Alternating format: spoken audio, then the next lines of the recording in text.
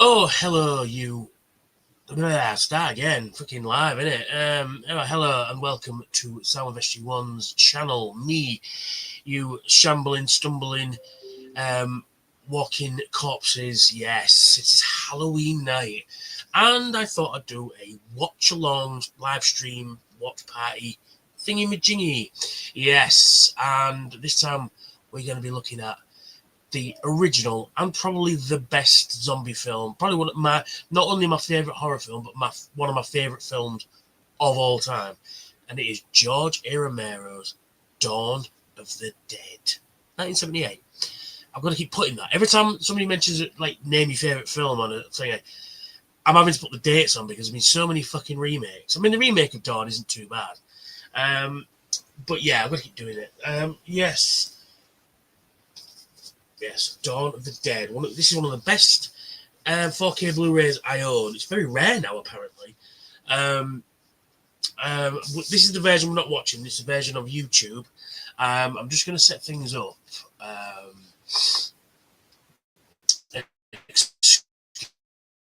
Excuse me,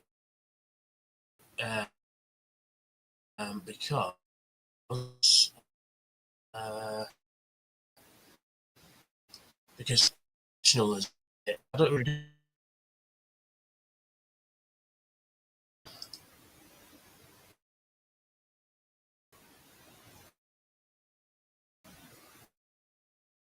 Just checking things at the minute.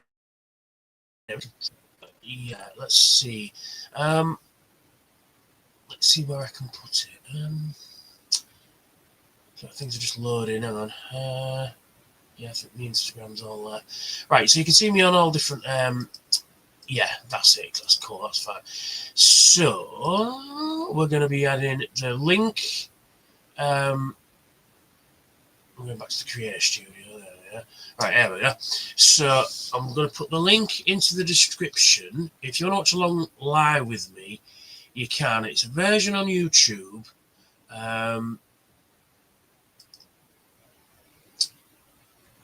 Yeah, there we are. And we're just going to set this around the place. Let's see. I should have had this already, but you know, professionalism, innit? Professionally unprofessional, as I like to say. We're going to get this we'll kick off this in a moment. So the link is in the description of the version we're going to be watching today. Like I said, let me just and forgive me if I keep muting the feed, because I've got a really horrible cough at the moment and sneezing, so just bear with me. Oh, excuse me. Right, how do I do it? How do I do it?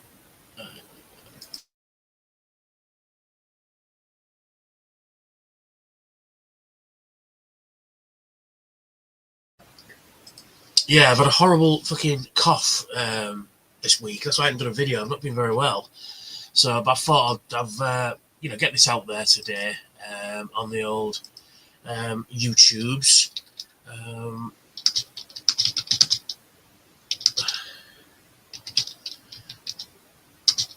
There's nobody on yet anyway, so it really matter.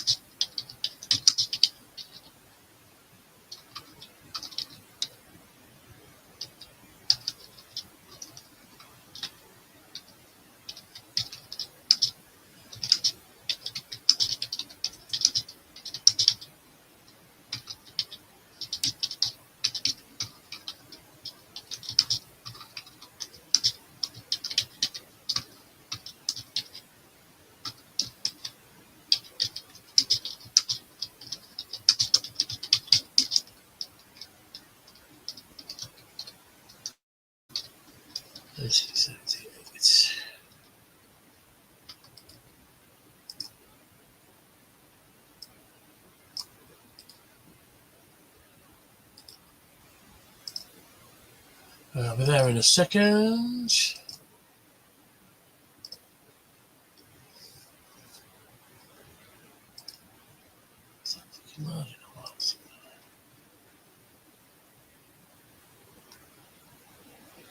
Yeah, so I'm just getting things going. It's 3 people watching. Cool. Just bear with me while I get things set up. I should have had it all set up ready, but like I said, I've been fighting with my PC for the last 20 minutes. We're going to get things going as soon as we possibly can. Let's see. There we go. Come on. That's it.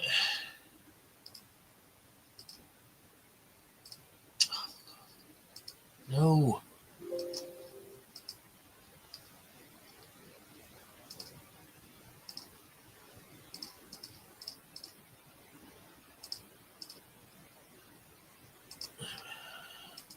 Right, okay, so sorry about all that. Right, technical issues aside. Right, there we go. We're live. We're doing it. So yes, we're going to be watching George A. Romero's Dawn of the Dead, one of my absolute fucking favourite movies. If you are watching, please put it in the chat. It'll be so cool to see. Like I say, we're not... I mean, if you can get the chance to get this set, I highly recommend it. It was a Christmas present off my dad. 4 or 5 years ago now, I think. It's a fucking cracking set. Not only do you get the version of the film, you get 3 versions of the film, actually. You get the what is known as the American cut, the theatrical cut, the Cannes cut, which is the cut we usually get in the UK, and then Dario Argento's version as well, yes, which removes a lot of the... it's all squibs, so they get rid of a lot of the context of it, because when it was initially passed to the BBFC, they wanted to cut 30 minutes out of Dario's version, but when they because context just violence, whereas if you when they passed George's cut, they only wanted to cut like 2 or 3 minutes out of it, but this has been restored, full 4K transfer. It's just fucking great. Also, you get CD soundtrack of all the songs in the movie as well, all the music. You also get 2 books as well. You get the novelization of the film and like a making of documentary type book, which I really like, a big coffee table book of it. Some great photos in it. Anyway, I just thought I'd plug that because it's a fucking great set. If you can get hold of it, that is. It's getting quite rare these days. But the version we're going to be watching today, the link is in the description, so if you want to watch it in there, is a version I found on YouTube. It's called The Complete Cut. Now, I don't know if this is an official cut or anything, but basically, whoever's put this together has put every version of the film in, because in some different versions of the movie, there are different scenes here and there. For example, the theatrical cut doesn't have the scene where they get to this police dock. I'll get to it. You know what? As we're going through it, we'll go through it. So I have it on my screen here. It will be not muted, but you probably won't hear it. So if you want to watch the version along with me, great. Let's see how this goes. If people like it, we'll get on. I really wanted a couple of co-hosts, but I couldn't find anybody willing to come on the show, which is a fucking shame. So, without further ado, let us get on. So, I will count down. So, you should have... It should be on 0, 0, 0, 0. And so in 3, 2, 1, play. Yes, Herbert Steinman and Billy Baxter present a Laurel Group production in association with Claudio Aminto and Alfredo Como. That is Galen Ross. And this is Dawn of the Dead. One of my absolute favourite movies. I fucking love this movie. I mean, what an image to start with, like a big red carpet. Starring David Emge, who sadly passed away last year. It's a bit of a shame. Scott H. Raniger. Galen Ross, there she is. And then, a lot of the stuff I'll probably say is on the various different DVD and Blu-ray commentaries. That is Molly McCluskey from Romper Room. Another Pittsburgh show. Yeah. So the story is that the events of Night of the Living Dead have happened, even though this is not technically a sequel. Even though there's George, there he is, George Romero. Yeah, and a brief cameo there. It's very cool. And his then wife Christine Romero. Um, yeah. So basically, the shit's hit the fan, and it's got to a point where society is now collapsing. It's not in the first movie. It's not quite gone yet. I mean, there's an incident that's happening, but it's not quite gone yet. And then we've got some, TV host and a scientist arguing on TV there, and he's basically telling you the things to know. It's society is on the verge of collapse at the moment, and script control Dario Argento, yes. So basically, I'm not going to go through much that's already on the DVD, whichever commentary you want to watch and stuff like that. There's a bit of information that's available. I'm going to go through things as it comes to me, really. Music by Goblin in a collaboration with Dario Argento, yes. One thing I will say, the Dario's version, it's all Goblin. All the soundtrack is Goblin. In George's version, there are... When I mean Dario and George's version... Right, okay. So I'll explain this now. So, when they made the film, Dario Argento was... funded the film to a certain point. He added some funding to the film, and as a result, he gained distribution rights in various countries, including other non-English speaking countries, the UK being the only exception to that, due to the fact because it was in Europe at the time. So that was the only exception. I think there's another exception, but I can't remember off the top of my head. But because when they submitted to the BBFC, Dario's version, I've said this earlier, Dario's version, they wanted to cut, 20 minutes out of the movie. Whereas George's version, they only wanted to cut 2 or 3 minutes out. So, because there's a context, context is important when it comes to stuff like this. You can't just have gratuitous violence. You can, but, there's a reason for it, depending on which version you watch, has different music on the intro. That's what I was trying to get at. Is a change as well. There's some extra scenes here which George just cut. I think just for timing. I think more than anything else. Yeah. So basically, the story goes now: the shit's hit the fan. People are starting to run away. Run out.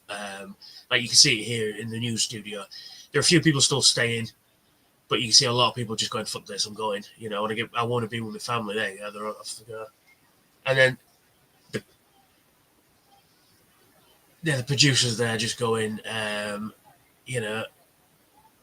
he's more concerned with ratings than he is with... That's why he keeps saying, because the rescue stations they've got, the information they've got is old, and all the rescue stations that they keep putting up have been closed down. That's how bad the problem's got. So, yeah. It's pretty bad in the dead land, as we say. WGUN TV. I've got that on a t-shirt, but it's looking a bit old. I went for my John Carpenter t-shirt tonight, which is that one. Because my Dawn one's actually in the washer right now. I forgot I was going to wear it, but I completely forgot it was in the washer. But yeah, so it's.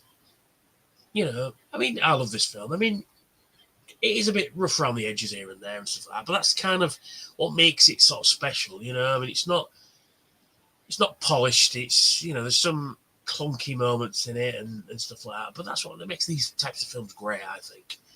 It has a human element to it. Nowadays it just be CGI to fucking hell. And yeah.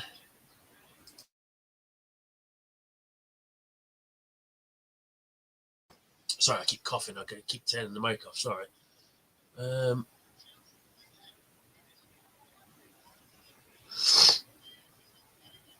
Yeah, so basically, the scientist there is explaining what to do in this situation. He said your family members and your family members, your friends, they're not anymore. They're now zombies. They are a target to be destroyed. Because the person that they once were has gone. And because people aren't doing that, that's why it's spreading so bad. It's because people aren't willing to, shoot the family in the face, and then bring them out to the street and set fire to them. And they're not prepared to do that. And these two, and there's Steve Andrews, old David Emge there. He's they're going to steal the helicopter and get out of there.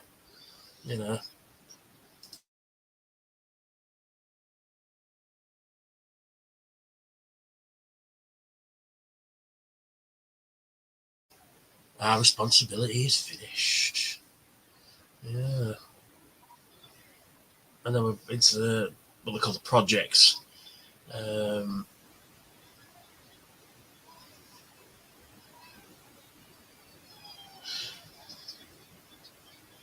know, bastard.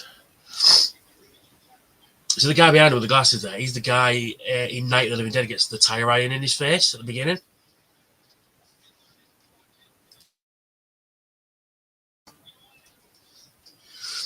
I'm giving you 3 minutes, Martinez. Sorry, I'm just watching the film. I mean, where did I first encounter this film? I think it was my uncle. It must probably have been my uncle, who showed me all kinds of horror films when I was growing up. That's why I'm a horror metal fan, sci-fi, video game nerd, as I am. It's because my uncles, I'm sure we watched it one night while I was being babysat. I can't remember exactly the first time I watched it. So watched it so many times. It must have been. No, that's not right. No. Thinking back. Hey, Raymond. Oh, thanks. Yeah, a cool Halloween mask. No, we had a movie club at school. It wasn't official or anything. We just hung out with our mates at dinner time, talked movies. We thought we were the fucking intellectual fucking, elite. Talking about films at school and stuff like that. Particularly films that nobody'd seen, like things like Dawn of the Dead and Evil Dead and Driller Killer and Phantasm and all those movies. Should have done Phantasm, but I just wanted to do this. Maybe next year, maybe next week, even. I don't know. Yeah, we had a. It eventually became. My phone's going off. It eventually became sort of horror club. And we just let each other films on VHS. Yes, actually, I have one here somewhere. This is a Star Trek one, no relevance. But to people who've never seen a VHS, this is how films and TV shows used to come. This is a Star Trek Voyager one. Yep. That's how they used to come, ladies and gentlemen, on a cassette, a big chunk of plastic like that. That's how you used to watch films. So you'd lend these off your friends at school, and then you'd watch them, and then you'd lend them stuff. And I got lent this because I'd never seen it. I'd heard about it, never seen it. I think it was about 13 or 14 when I actually first watched it. So we're talking about 93-ish. I'd seen Night, and I'd seen Evil Dead and stuff like that. Stuff like my uncles and that introduced me to. And my mate Aaron, I believe his name was, lent me this, and he lent me the novelization of Night of the Living Dead as well. And I read it, and it fucking terrified me. I was 14 reading Night of the Living Dead. It fucking terrified me, the book. It really did. And then I watched this, and I fucking loved it. And it's just ever since then, I must have watched it 1,000 times. I mean, my uncle lent me it on, he had it on, it was VHS, but it was the Laserdisc. And there's a weird cut in the middle. It just, when they're in the mall, I remember the cut so well, because he lent me it for ages, and I just kept watching it. There's a cut where, and there's an interview with George on the end of it as well. It's a Japanese version. It's called Zombies Dawn of the Dead. There was because in certain areas, in Italy it was called Zombie, and then Zombie 2, which I should have done this. My uncle said I should do this. So that's the sequel, an unofficial sequel to Dawn of the Dead, is Zombie Flesh Eaters, otherwise known as Zombie 2. This was known as Zombie. So there's a lot of complicated things going on, and I'm getting ahead of myself. Yeah, so we watched all these films and stuff like that, and then it just fucking, and just by chance, Sky was showing it as well, and we're talking a bit at Paul. Sorry, there's a village outside of Hull called Paul, with 2 L's, and we used to live in there was a lighthouse there. We still live in the lighthouse, which is really cool. So, and it just happened to be on Sky that day. And we watched it, and I fucking loved it. And I've watched it about 100 fucking times. Anyway, yeah, I'm getting ahead of myself. So, Raymond, still remember 8mm reams, promise I'm old, yeah. You still remember cave paintings, don't you, Raymond? You know. Yeah, no, this scene is an interesting one. So basically the first zombies we see in the whole film are here. So Roger and this other SWAT guy are been tackling this zombie. This bit there, it's like when she gets thrown on the couch. It's usually cut from every version, but it's not in Dario's version. But I like it. There's a scene coming up as well. I'll point it out. You know, like this bit here as well as another extended cut. I mean, more Dawn of the Dead is, you know, you can't go wrong with more Dawn of the Dead. So, you know, sorry.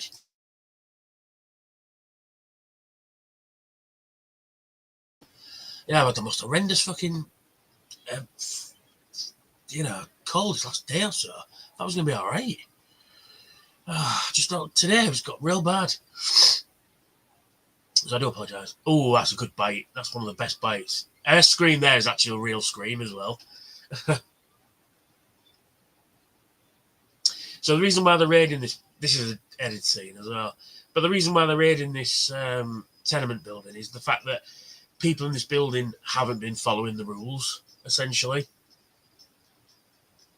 Yeah, this is Dario's cut. Poor lad fucking can't let him on, he gets shot. He shoots himself. Sorry, I'm going to turn my phone off, sorry. Unprofessionalism, isn't it? And that's my screensaver at the moment. Yeah. So, yeah.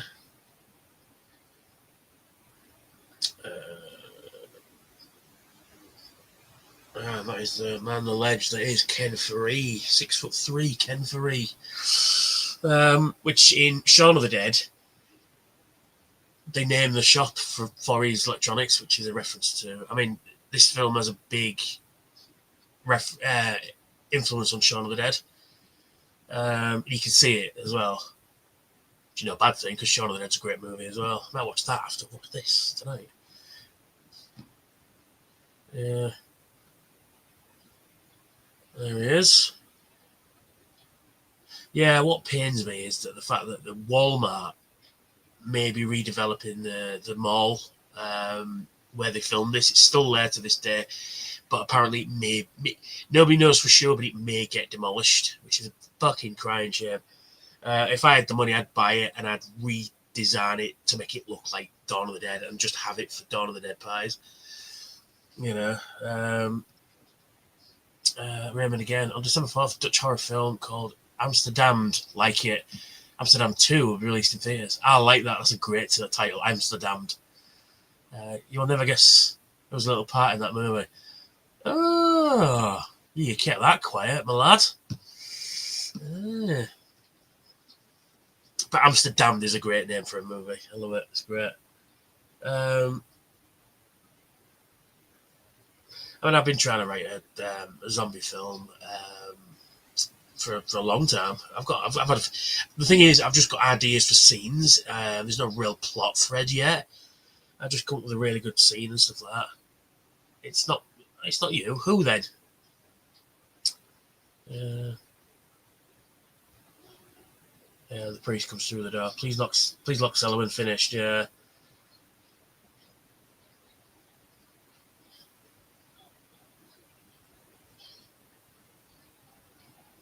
Yeah, he's basically saying that if you carry on the way Oh, Mac Ryan, cool.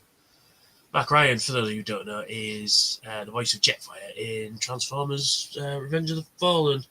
He's also, I forget his name, but he's in Robin of Sherwood as well. Is it Afu, I think he plays? Name escapes me. Yeah, basically the priest is saying, he's like, if you carry on the way you're going, it's going to be the dead that are going to be, you know, he says, you may be stronger than them, but soon enough, they'll be stronger than you. Which he's not wrong. You know, so yeah. Oh, horrible fucking cold. Excuse me, one second.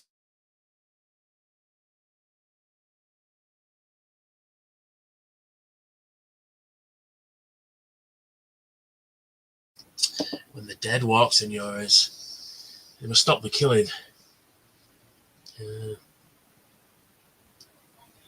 There we go. This is the scene I'm on about. Yeah. So in the normal version, the zombies just basically burst through the door. But I quite like the fact that they're looking through, waiting, and then there they go. Just makes the scene a little bit better. Yeah.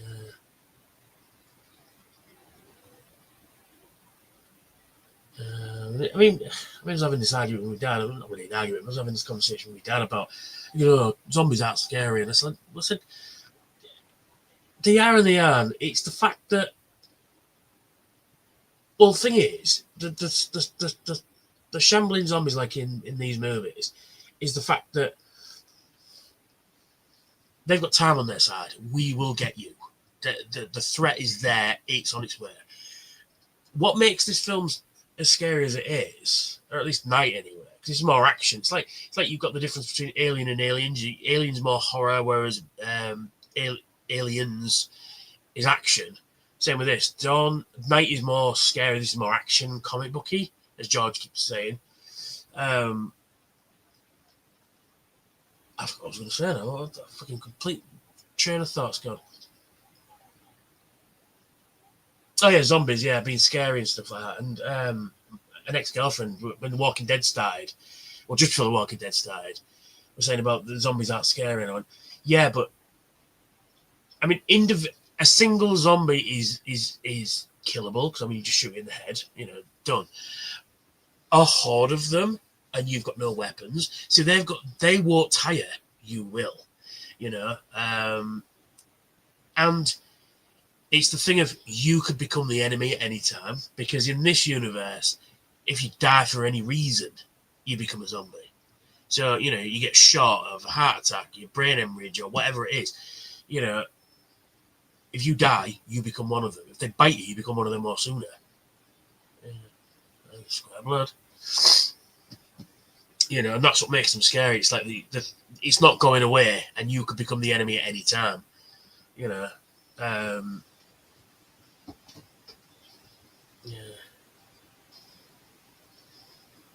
Yeah, this is more scenes here of the zombies getting killed.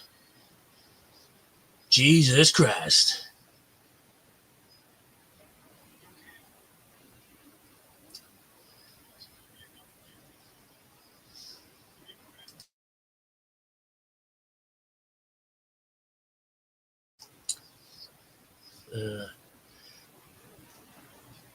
Yeah, like I said, the reason why they've raided it in the first place, it's like Pete's going to say now, they still believe in respecting dying. Remember again, people in the 70s were scared that zombies would eat their brains. People today are pretty much safe from that.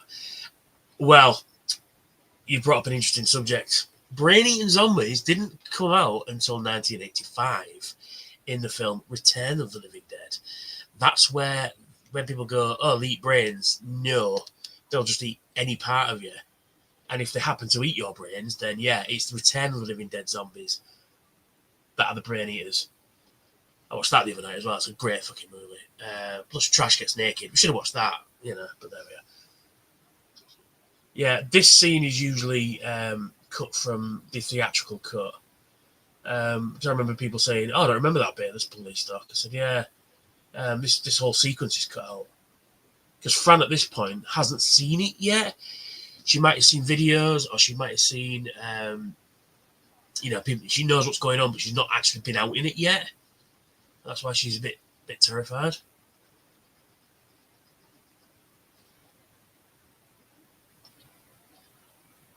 Yeah, that's George's voice you can hear over the radio there. Come in, please, start. No, there's nobody there at all. He's also the voice of the radio at the end of the remake of Night of the Living Dead. So this scene, where this scene usually starts, is when the last gunshot in the tenement building cuts straight to that scene there.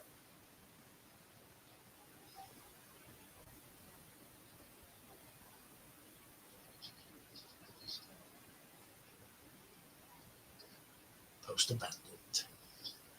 Yeah. Yeah.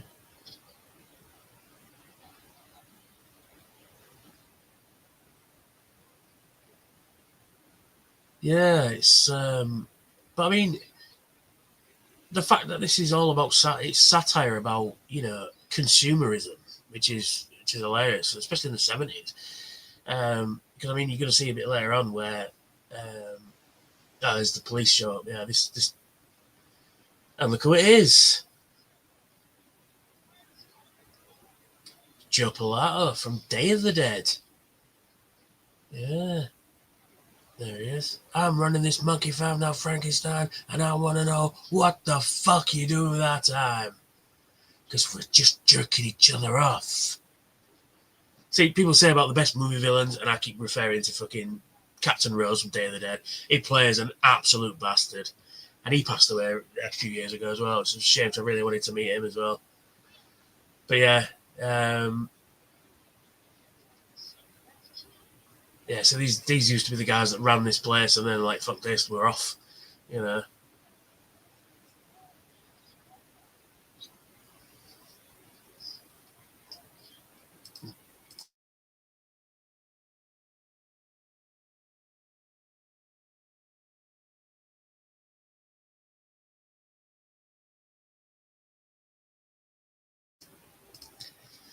Yeah. Well, it's supposed to be in Philadelphia, but we're going to see Pittsburgh police car. Yeah, you can see the badges on the side. There you go, Pittsburgh, yeah. Sure would. You know.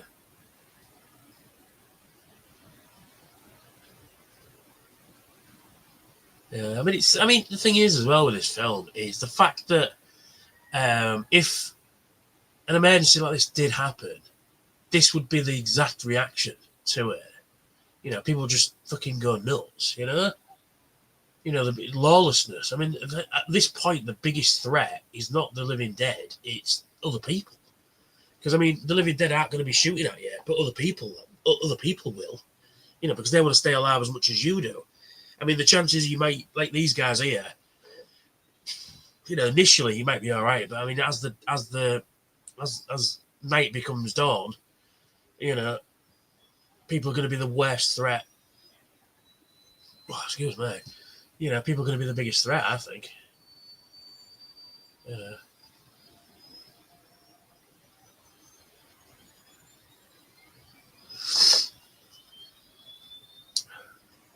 Yeah, I love this bit. He's asking for cigarettes, and then as soon as they take off the helicopter, they all spark up, which is hilarious.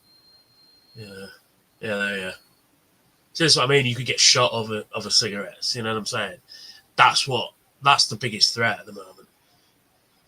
I mean, supplies are still reasonably plentiful at this point, but still, you know.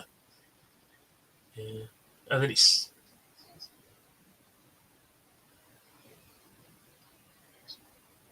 You know, I mean, it's the fact that I love this shot of the lights going out in the office block, which is really cool. People abandoning it and that, you know, it's pretty cool. You know, I mean, we get a bit of character here going on, you know, a bit of backstory for Peter and stuff. But I mean, that's the other thing about this film is we don't really learn the backstory of these characters that much. We get a little bit here in the novelization, which I have 2 versions of. Bear with me, 3 versions of, because you get one in that box set there. There it is.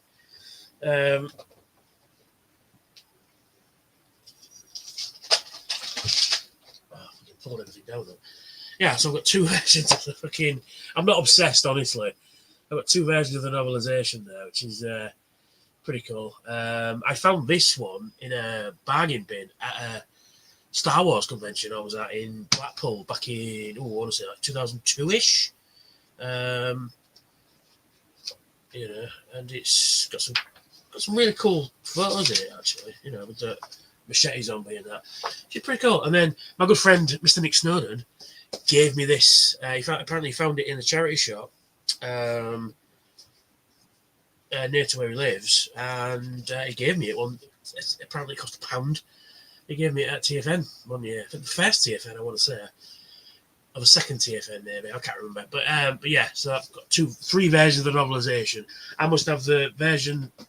This film, I must have 100 fucking different ways from Saturday. Same with Transformers, the movie. I own those two movies the most. In fact, where is it? I've got another version of it here as well.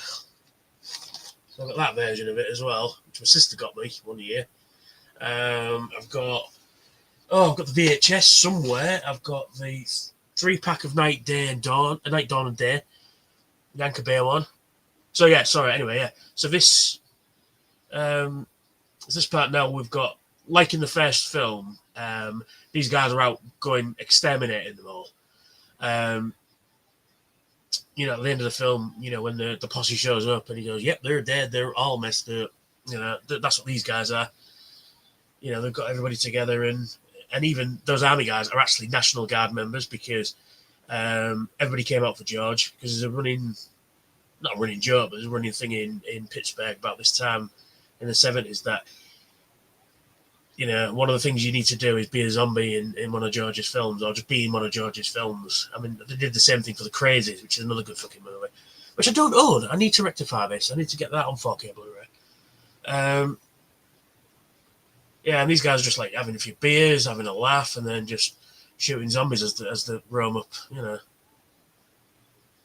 speaking of zombies, there was no real direction with the zombies, except George gave them a couple of rules. I love this scene. Is zombies around the car, and then when it explodes, they've gone. Obviously health and safety, but George gave them, like, there was a couple of rules, like you couldn't drag your feet, you couldn't do this, you couldn't do that. But basically, you could do your own zombie, you can come up with anything, but you'll find that most people sort of copied each other, and that's where that sort of slow, methodic walk comes from. I always like that shot of the hands on the window there of the aeroplane. It's pretty cool. Unfortunately, this airport's all gone now. I saw a video. Somebody did on the filming location that this has been redeveloped for a big housing estate, apparently. So the airport is no longer there, unfortunately. Raymond's going. Have fun watching. I'm off. There's a group chat I have to attend. There's a Halloween horror event tomorrow, a Geo coaching event, and one of the scare actors. Oh, cool. No, they don't need me. No, don't need any makeup. Bye. See you, Raymond. Thanks for watching. You can catch the rest later on. Yeah. So basically, these little Bell Jet Ramping 3 helicopters are extremely thirsty vehicles. Like, you can get a few 100 miles at most out of one of these. That's why I have to keep stopping for fuel. There's a reference to it later. That's why he's looking for a fixed wing aircraft there, because obviously they can go for a lot longer. I do like the fact that in this they've gone, there's all people's names and like headed for the farm and stuff like that. And hold on, what damn! Oh, that's handy. So imagine not eating for like a few days, for at least 24 hours at this point, and then just getting like a cup of coffee. You'd be like Christmas morning. Yeah, this scene's a bit extended as well.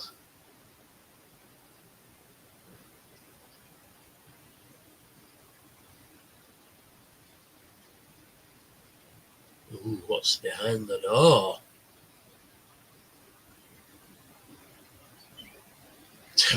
Like when they're filming that scene there, basically, they'd rigged up a machine gun to fire the bullets, but the bullets just get ricocheting off the door. So George just got a screwdriver, just poked holes in it. Right, film that.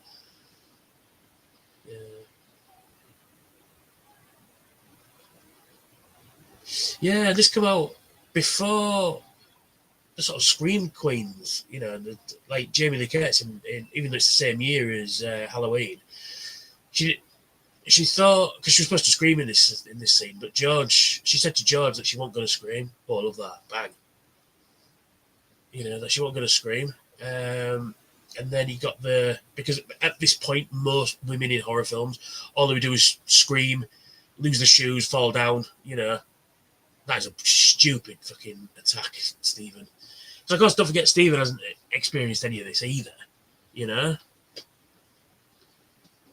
it is. Like, film that, gouge. And there's Jim Crut. You know what's going to happen next if you've not seen it. The helicopter zombie.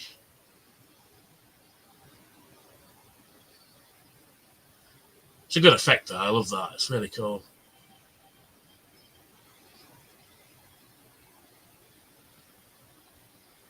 It just stands up into the rotor blades and,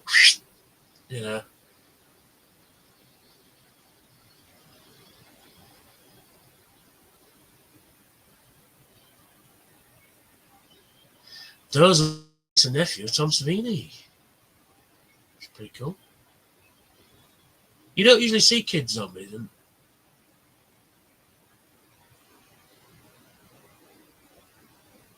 yeah, Ken Faree didn't like shooting the kids in that scene, which is understandable. It's just shooting the face. It's just superficial damage for a zombie. It's not going to affect it.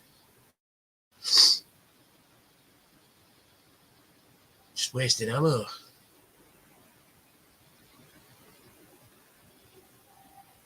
Because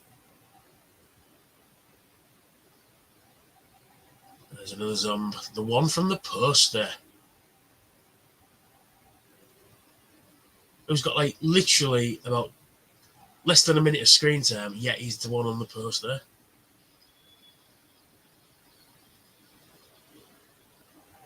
That's the other thing in this movie is he starts shooting at people. You're going to hear gunshots, and and that's going to attract them.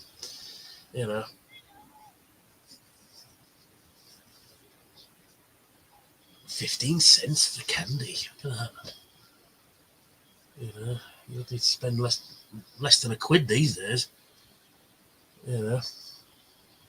Like what? Like $1.40-ish thereabouts.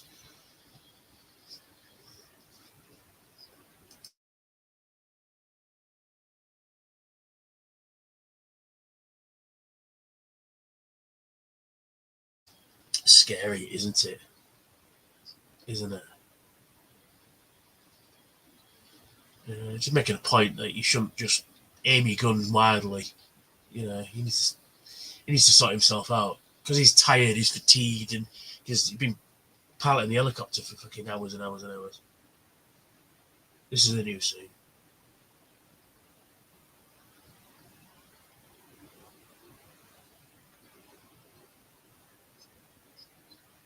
Yeah, this is the scene where they're on about,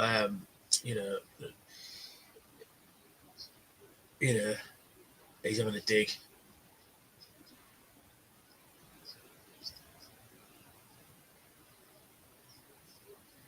Yeah, it's this scene's explaining that now because they've stolen a helicopter, they are thieves and bad guys like everyone else at this point. Excuse me, I do apologise.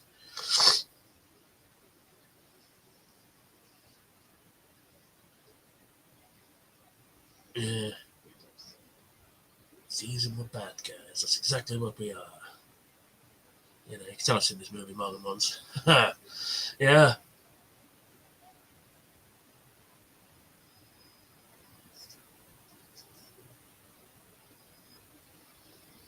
Yeah. Oh Oh, there it is, the Monroeville Mall. Aye. Yeah, this is the theatrical. It's got slightly different. In fact, no, I think this is the Goblin section. It's got slightly different music, which I think I like better in this scene. That's a great shot. This is an extra bit as well. I say, whoever put this together is great, you know. UGUN.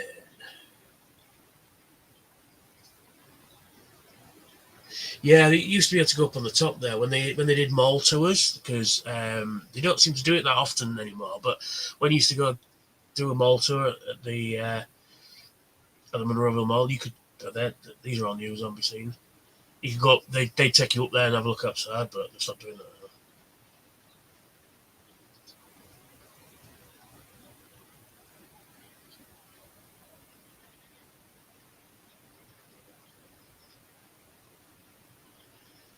The inevitable march of death. You know.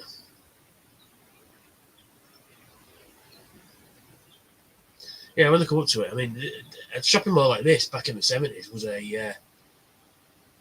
new thing. You know, these were brand new buildings. I think sort of early 70s they started building them, and they didn't become a thing until at least the 80s, the early 80s, when you'd go hang out at the mall all day. You know, I never did because we didn't have one near us when we were kids. You know, and it's. I imagine though, getting up ready for work and then getting bitten by a zombie and then dying and then still going to work. How fucking pissed would that be? You know. I love that one in the corner there with the red sort of doing this. It's great. Actually, JCPenney's has gone as well. That's another thing that's gone. It's a cinema now in the real mall. I've never been. I'd love to go before they knock it down. Supposedly next year might be the last year because I'm not sure what's happening yet. So I mean, if that's the case, I am going to see if I can go. So the idea of the film comes from George knew the owner of the mall or the manager of the mall, and he was explaining that you could possibly survive a disaster up in the mall's rafters, basically, and and using the shops and stuff like for supplies and stuff like that, and that's what got the idea. And then Dario Argento invited George to Italy to write the film, and the rest is history, shall we say? So yeah. But I mean, it's a fantasy, the fact that you've got. You can just shoot people because they're not really people now. They're just targets to be destroyed. And you've got the whole shopping mall to yourself. I mean, how cool is that? Everything's free. You don't have to worry about stuff. And, anything you got to worry about is other people around to the teeth ready to take your shit. Or zombies want to bite your ass,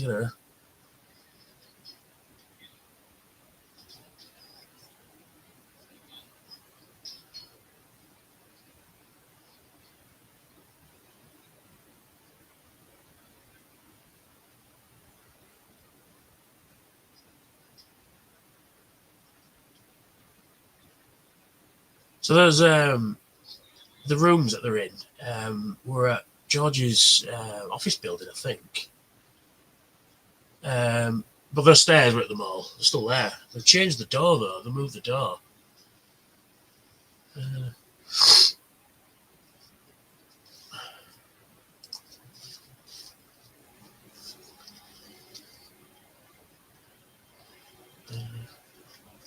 It's a much needed rest and something to eat, even though it's spam.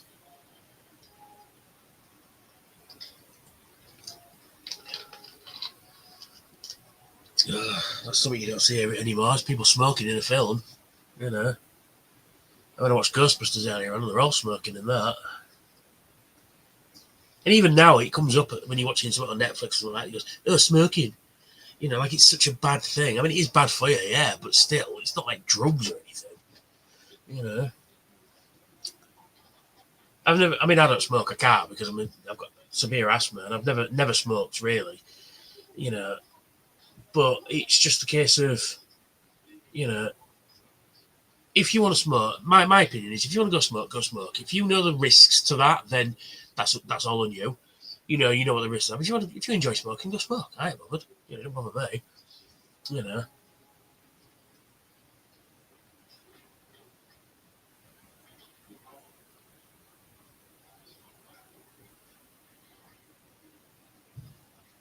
You know, some bastards lighting fireworks. It's bonfire, isn't it?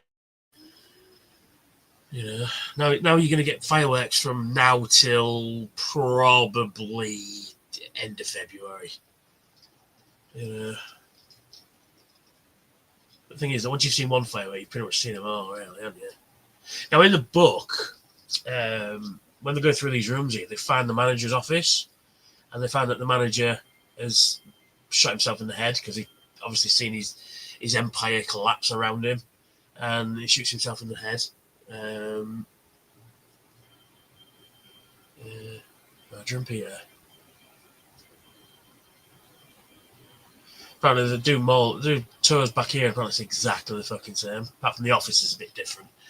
But yeah, but other than that, it's pretty much it, all the same, which is really cool. I'd love to go.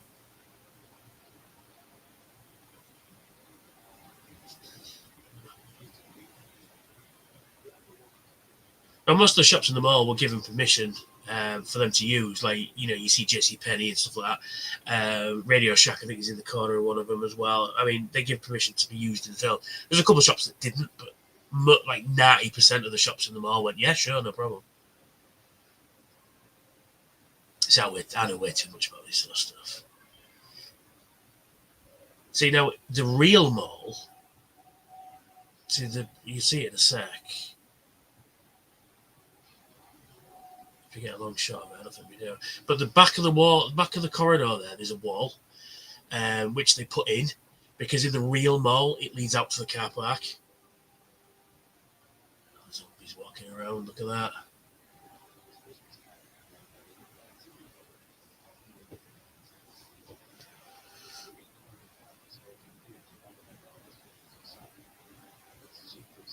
Keys to the kingdom.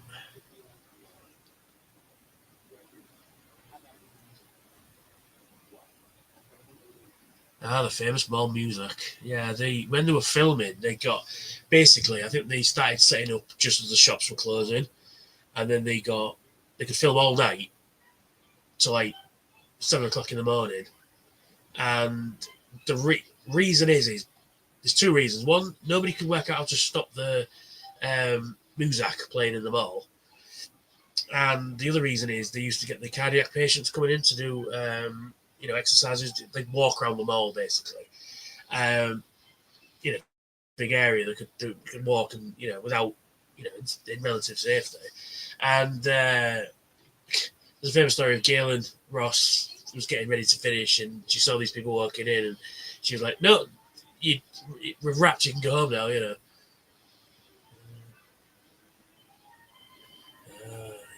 the lead zombie.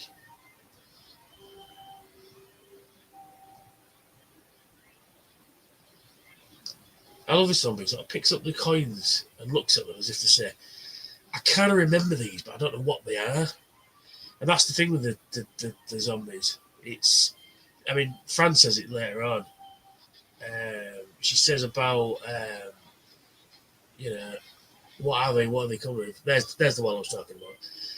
They remember sort of because Steven says they remember bits of their life.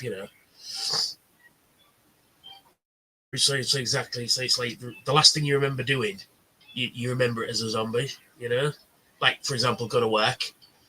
So if you got ready to go to work, your brain would be like, "Oh, I've got to go to work," and so you would go to work, even though you didn't know why or how or what you were doing as a zombie.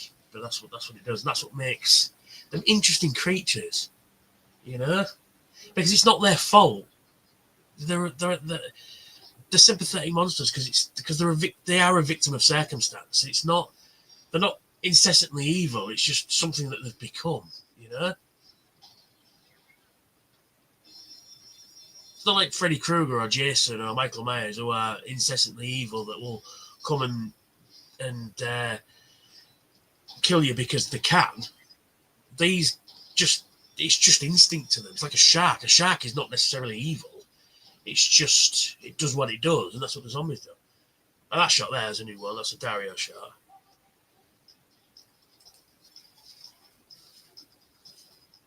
Yeah.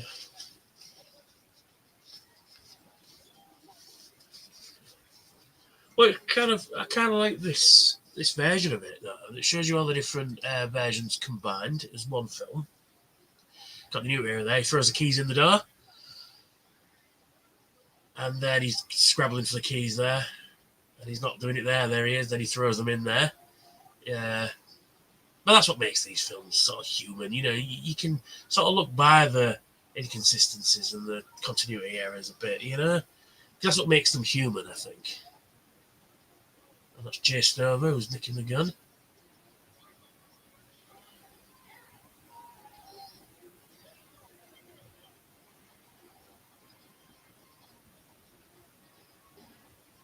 No, I see, Roger's so cool, that.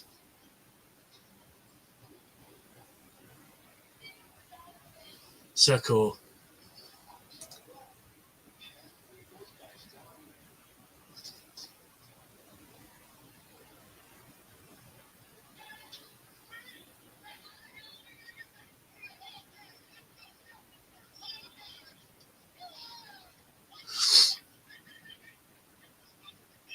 Yeah, see, in a shopping mall, it's all free. It's all, use anything you want. Yeah, I'll just get some basic supplies.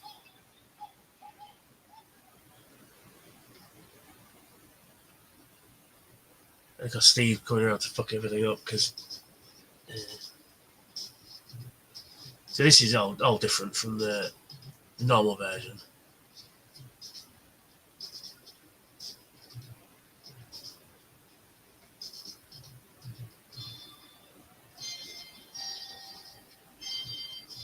Scene was created, was added in later because Roger has, well, not this scene, but it'll come up in a minute. See, Roger grabs his top and then ties it around his waist. And then there's a scene where the screwdriver zombie is coming up in a moment. Because you've obviously watched this if you watch me watch it. Yeah, and they added that scene in at the last minute because there's a continuity mistake. Because after a bit, Roger loses the thing, so they wrote that scene in just so they could explain why he hasn't got it anymore. And I've noticed people keep popping in and out.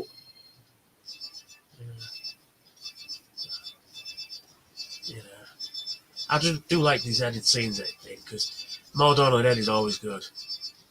There's a woman there in a sort of green striped, check dress there. She's got a toaster in her hand.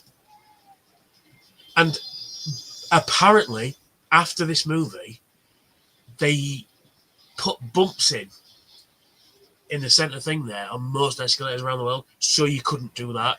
And apparently, it was because of this film. Now, I don't know how true that is, but because Ken Faree calls them Ridiger bumps, so you couldn't slide down.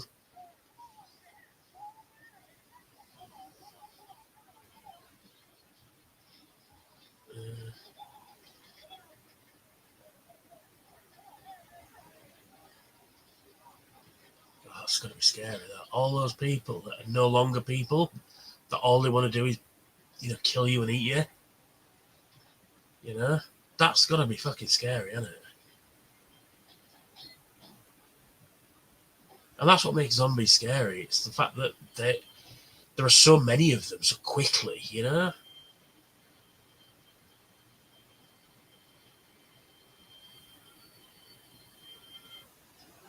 Apparently the security guards on there is Warner Shuck, who's a Pulitzer winner writer.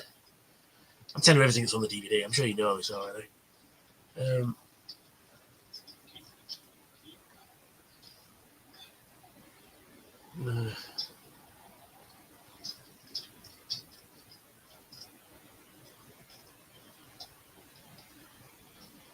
Yeah, there's a scene here in the book where he fights a zombie in this office, but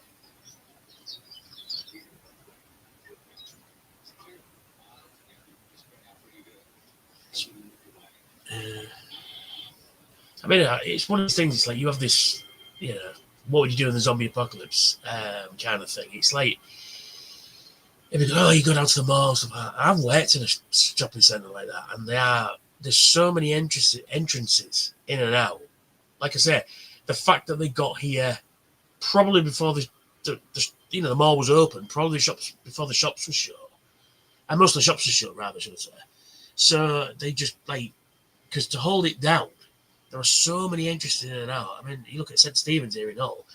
There's so many entrances to car parks. There's every shop has its own entrance to the back, so the loading docks and all that. So to keep it secure would be, a task in itself.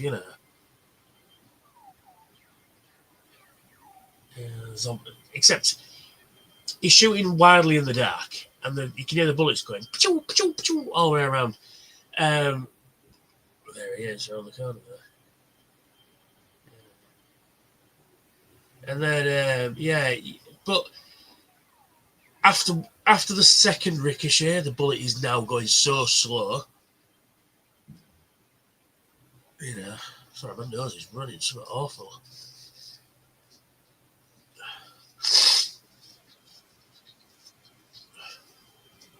Oh, that's scary. Yeah, well, if you want shooting all the fucking pipes, Stephen,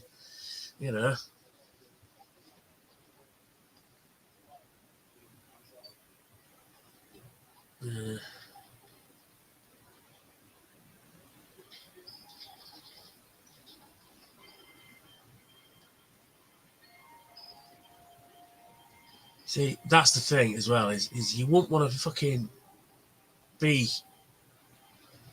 not knowing where the zombie is, It's trying to come for you, so you let it come to you, I mean, at least then you can sort of plan how you're going to kill it, And that was a good squib, though, that.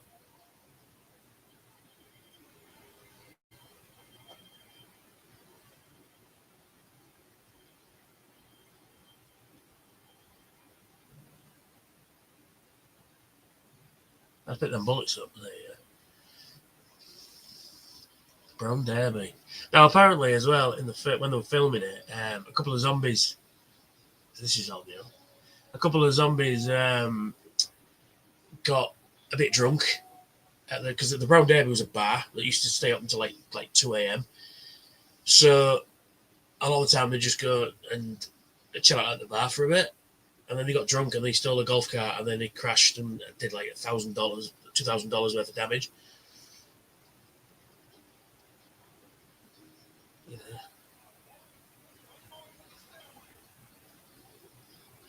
The famous Hare Krishna.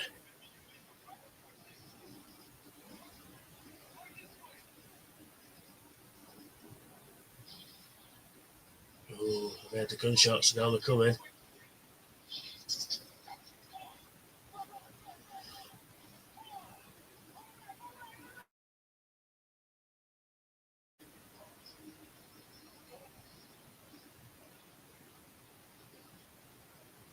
Yeah. And the Hare Krishna's going, hang on a minute, he was going that way. He still does conventions and he goes and cosplays as that Hare Krishna. So I think he's hilarious.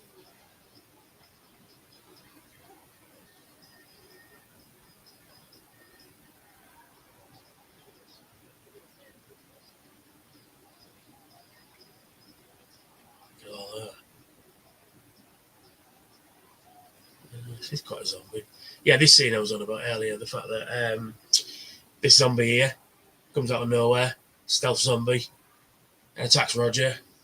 And it's because when they were starting the film, they were about to start the film, George sent a telegram to Tom Savini. He went, right, we're doing Dawn of the Dead, think of ways to kill people. And, and there he is, killing one with a fucking screwdriver. Just a drinking straw painted silver, attached to a pipe with blood. And that's why they put this scene in, because they wanted to explain why Roger no longer got that coat around his waist.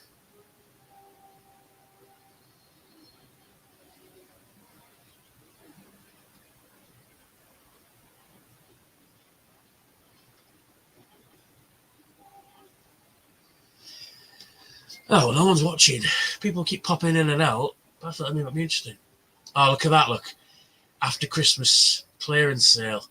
Oh, imagine that the apocalypse happens just after Christmas.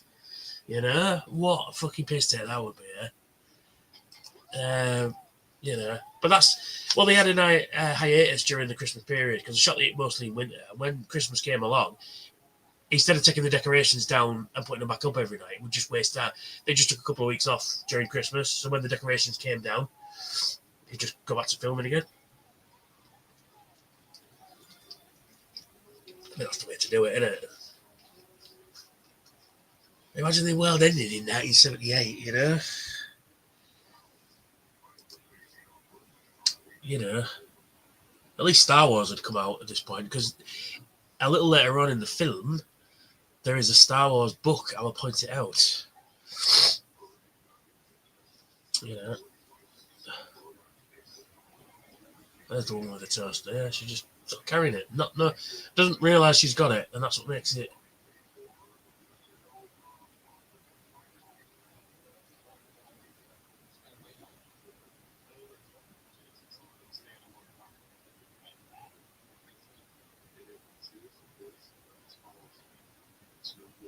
No good.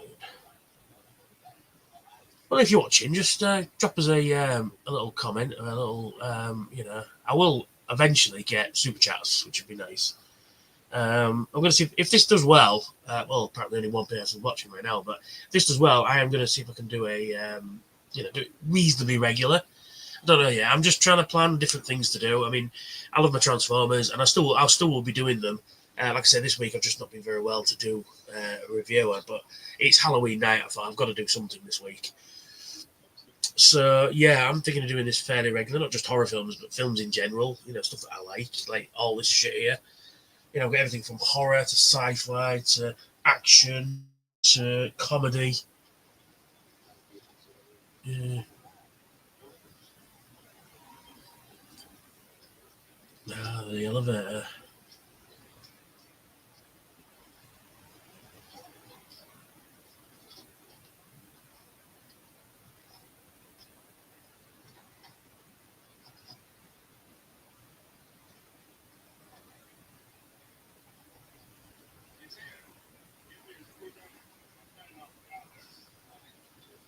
Sorry, I'm not really chatting. I'm just watching a fucking movie, you know. But yeah, it's.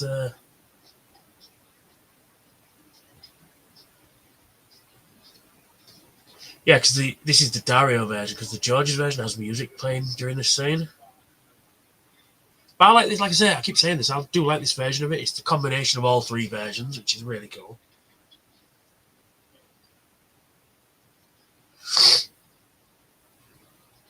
Yeah. You can tell she's looking knackered. I mean, you'd be as well if you'd not slept for a week.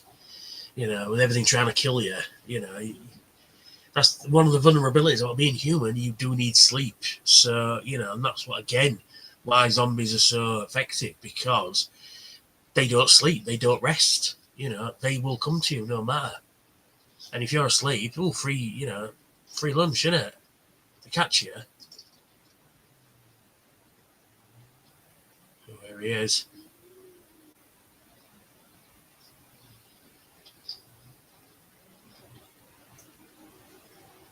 Ooh, look at all the stuff available.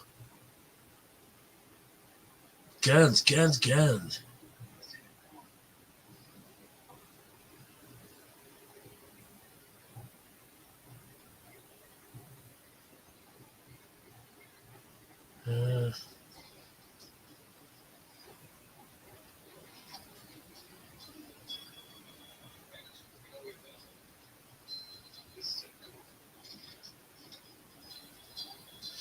Sorry, I'm still watching the film.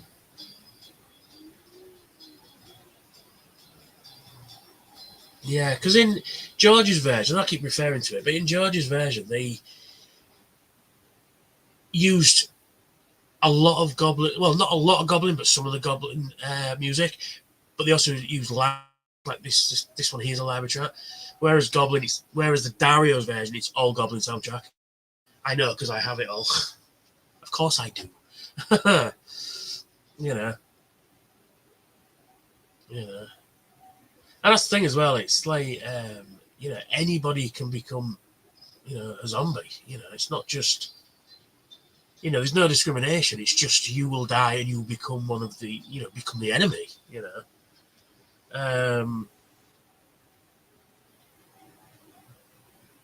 You've got no self-preservation mechanism. You've got, no cognitive reasoning. You just pure motorized instinct. The scientists will explain that in a minute. But yeah, it is basically that's it.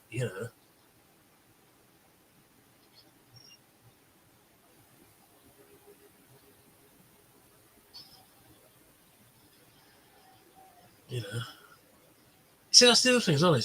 So the rules of the zombies made up for these films. To kill it, if you die for any reason, you'll become a zombie. If they bite you, you'll become a zombie a bit faster. To kill one, destroy the brain, or remove the head, or destroy the brain. And they're afraid of fire, but they never seem to use that again after this film. I mean, that is a self-preservation instinct. It's like, ooh, fire, hot, ooh, because we all do it. Most creatures will, back away from a fire. Except a moth, because moths are idiots.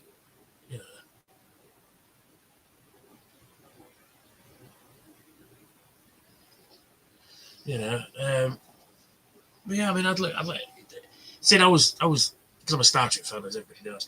Now, I was thinking, if, if, for example, you had a phaser. I'm just going to grab one. There it is. One of these babies. Would you be able to kill a zombie set to stun? I mean, it's an interesting concept. I mean, this is a resin model I got in '99. It's pretty cool. They told me it was screen used, but I know it's not screen used. So, and I bought it. It was fairly cheap as well. They told me, "Oh, it's screen used," and I'm like, "Oh, I believed it at the time." And yeah, it's not screen used at all. I mean, it could be. I don't know, but it's definitely not. Anyway, yeah, I was thinking that could you possibly kill a zombie with a phaser set to stun, because a stun setting is designed to disrupt your cognitive functions and render you unconscious, right? As a non-lethal thing. But would it? I know it's set to vaporize every zombie going, and because you'd never need to recharge because it recharges its own battery, So, but would a stun setting kill a zombie like a Zat Nictel from Stargate? Would that be able to kill a zombie as well? With one shot. Who knows? Without a real phase and a real zombie, we'll never know. I mean, that's the thing. We've never really had zombies on Star Trek, apart from. I mean, you could argue that the Borg are zombies. I mean, Lily does argue the case that call them zombies, biomechanical zombies. I mean, they do kind of act like zombies, but obviously they're not. Whereas there's an episode of Enterprise where they encounter Vulcan zombies. Well, rather, they're still alive and the brain functions have ceased somewhat, and they're acting like zombies. And it's the closest we come. And there's one scene in Night Terrors, TNG episode, where Beverly, nobody can dream, and everybody's hallucinating, and Beverly's in the morgue of the crew of the USS Lantry, NCC 31911. No, that's Saratoga. I do apologise. What was the Lantry? Not a Lantry. The Britannia, even. 21166, I think it is. I can't remember. Anyway, yeah. So the bodies of the Lantry crew, the Britannia crew. She's doing autopsies and that, and then she steps back and she turns around and all the bodies are sat up, and it's fucking creepy scene. I thought she's going to get attacked by zombies, and then she goes, "Go away," and then she looks, they're all laid down again. Yeah, the last place I would want to be is in a fucking morgue. Even if I was chief medical officer, I'd get the fucking ensigns to fucking do it. You know what I mean?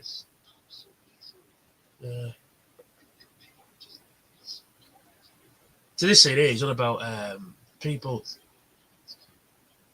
this is in Dario's version, not in George's version. He's on about they're so easy to kill, and then he said about what about the old lady? Would you be able to kill the lady there? And he's kind of like, wait, hang on, yeah, it's not as easy as you think it is.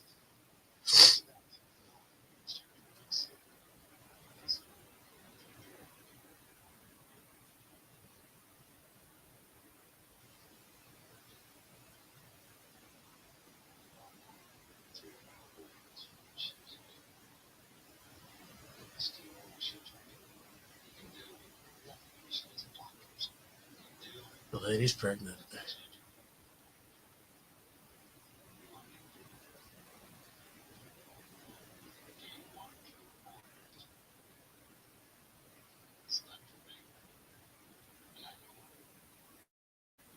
Do you want to abort it? Yeah, it's a interesting situation they're in.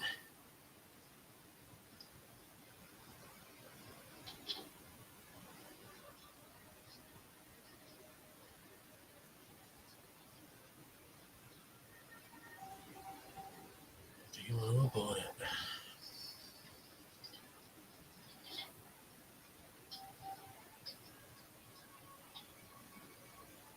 Yeah, I've got a radio now, and the sort of see for me stuff like listening to the radio is very interesting because it's like it's not just happening here to these guys; it's happening everywhere, you know, and you can hear snippets of it on the radio and stuff. Sorry, my nose is running like a fucking tap. Sorry.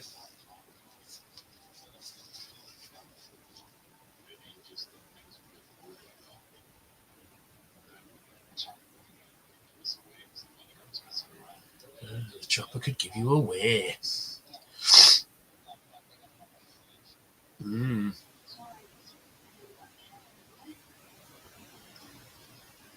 Yeah.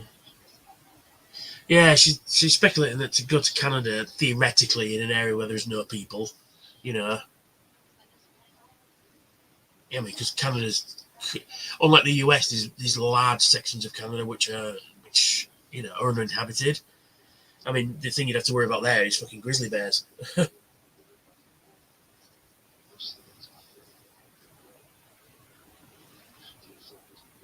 You just put one out, babe.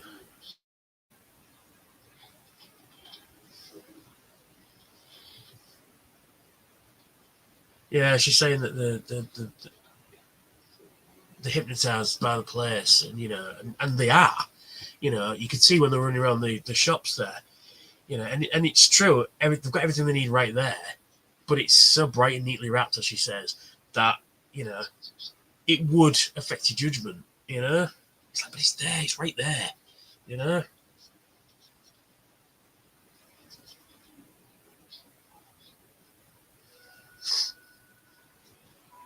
Yeah.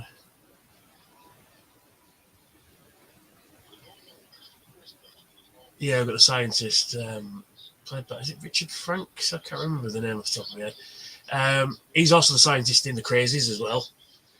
He basically plays the same character, but it's not the same character, but it's basically the same character. Yeah, that fat guy there.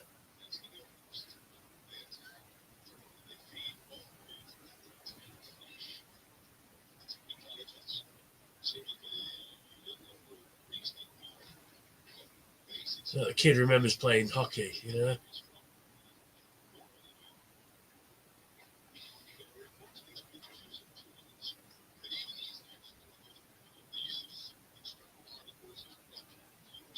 Yeah. Just an obstacle in the way, no idea what it is, you know. And that one's looking, going, that's not a person, but it looks like a person, you know. But there, he's doing the same thing. It looks like a person, but in.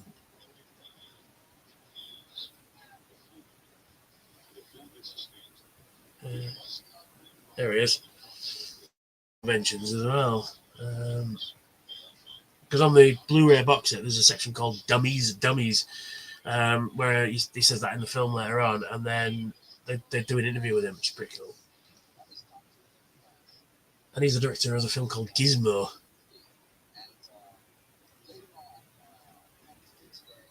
Gizmo guy.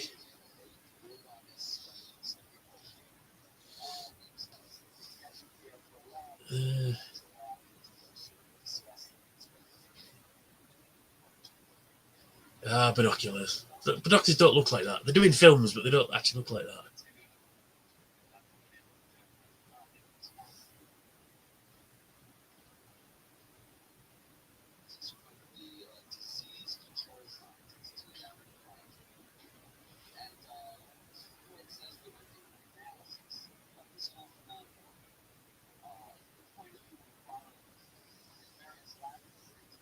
Yeah, because I mean, this is the thing as well about these movies is that the fact that they've never explained what the phenomena is. It just is.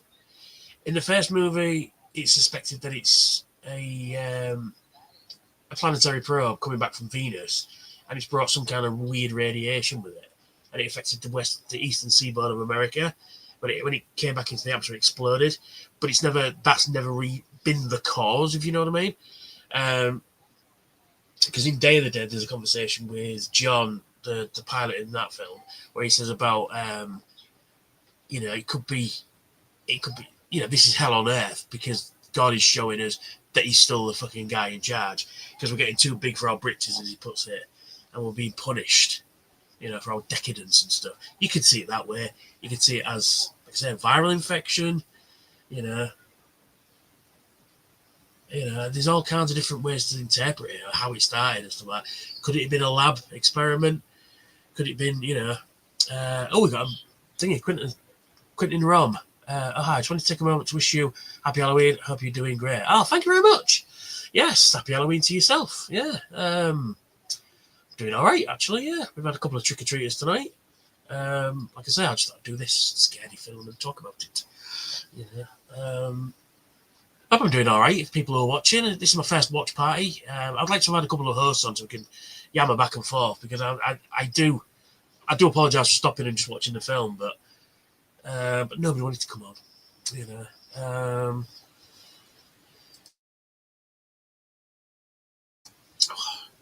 Horrible cough. Don't know where it's come from. I'm just going to be chilling out. Yeah, that's what I'm doing. I've got I've got a few beers. I've drank them now. I thought I'd just watch a horror film. I thought, you know what? I'll watch my favourite and I'll put it on YouTube. Yeah. So he's been chewed out by the other two guys. Well, rather Fran, sorry, and because solid state. It's kind of like these are my guys, don't embarrass me in front of my guys, sort of thing, They don't want to be emasculated. But in this situation, though, does that really fucking matter? At the end of the fucking day, especially now at the end of the world, that shit don't matter, does it?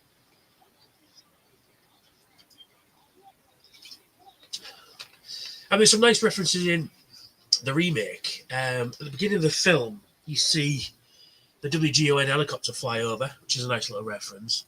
And you also see one of these trucks as well when the other group of survivors show up. They're driving one of these trucks, which is pretty cool.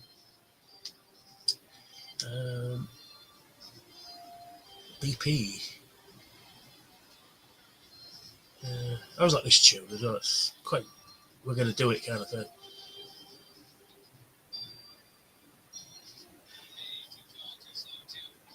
All this dialogue here is all completely totally improvised. But they've got a truck in a garage and there's two fucking blokes at either side rocking the truck back and forward like that, which is hilarious. But it works though, simple and effective. Yeah. It's simple yet effective. It's like when they were in the helicopter earlier on, the same thing. They put an helicopter in a garage and then, put some white paper behind because in the air you can't really tell. And then they just 3 or 4 blokes just shaking it back and forth.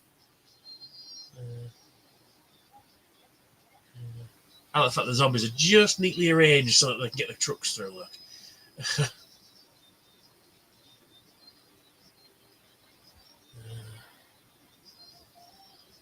I mean, it's all about survival at the end of the day. I mean, what do you do? What do you fucking do?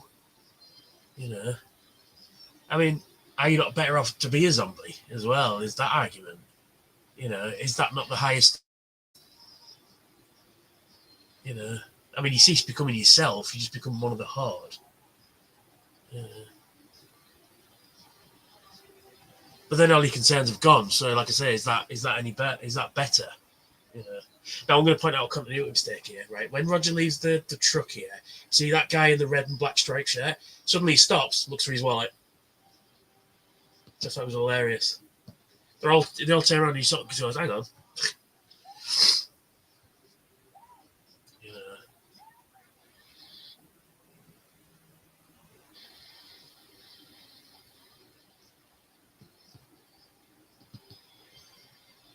Yeah, all the zombies got paid $1 for being in this film.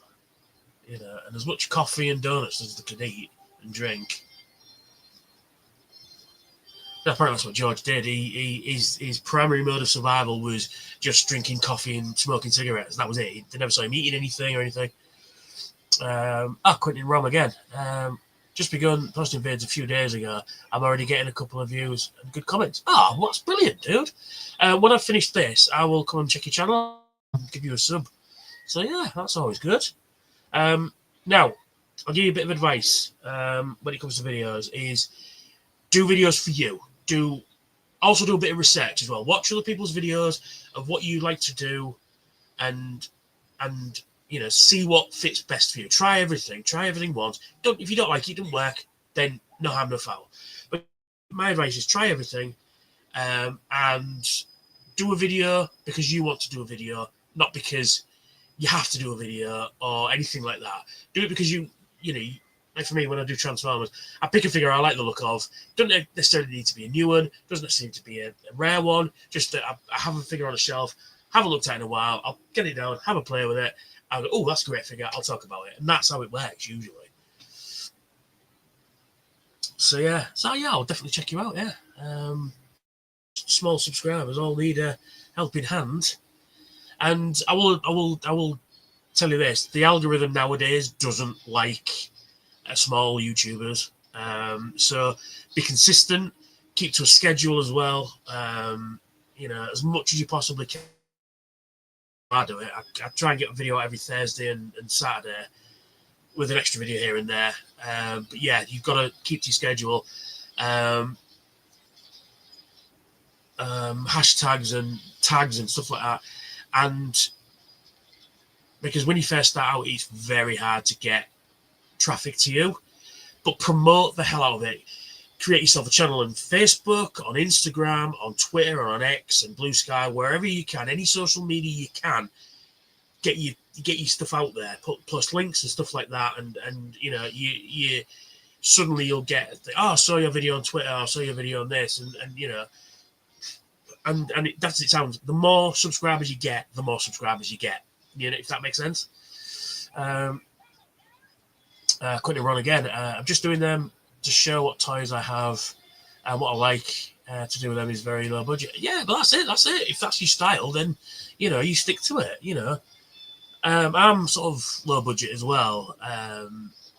You know, I mean, I try and be different as well with my videos. I try and be, like, for example, it was alright back in the day. Now it's not so much. I can sort of get away with it in certain areas. But I like to tailor the intro to what I'm talking about. For example, I like to use, when I was doing the Star Trek reviews, when I was doing these, the Eagle Moss ships, I would tailor the intro to the exact piece of music the ship first come out on screen, or it was doing something cool in the episode, you know, that, and I would try and find either the correct piece of music or something close. And I'd save the theme tunes to the hero ships, like the Enterprise D and that. I used the TNG theme and stuff like that.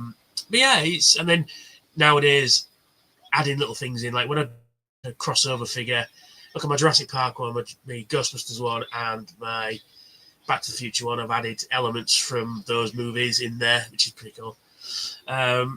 You know, I'm experimenting filmmaking as well. You see. Sorry, I'm talking all over this bit. I've talked about YouTube channels. Yeah, you see, Roger's starting to lose it now. Because you would, you know, you've got your brain would just fucking snap. You know, if it wasn't for having something like Peter on the team, you'd fucking snap. You know, that's the thing. That's what you see in zombie movies and TV shows like The Walking Dead. There's Tom Savini.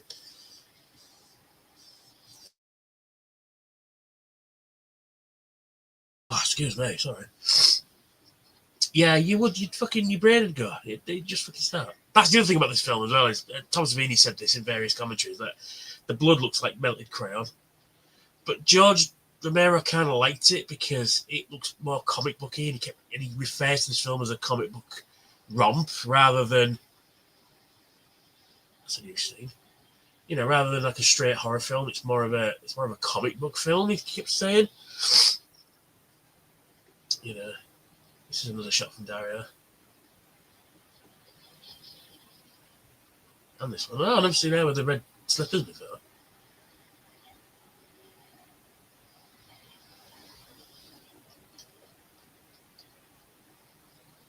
Yeah, that's why I keep watching that's why I like watching this version. I don't know if it's an official version of it or anything, or it's just somebody that's put it together.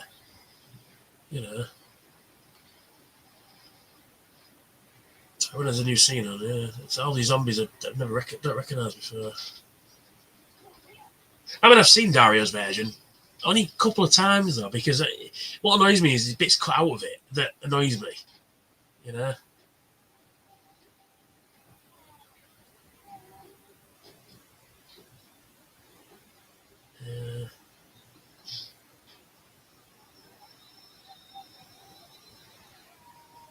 So that guy there, Roger could have got in the truck and been gone, but no, he wants to kill every zombie, it seems like. But you can't. You've just got to. That's the most delayed fucking bite I've ever seen. There's Tasso Stavrakis there, Tom Savini's friend and fellow stunt guy.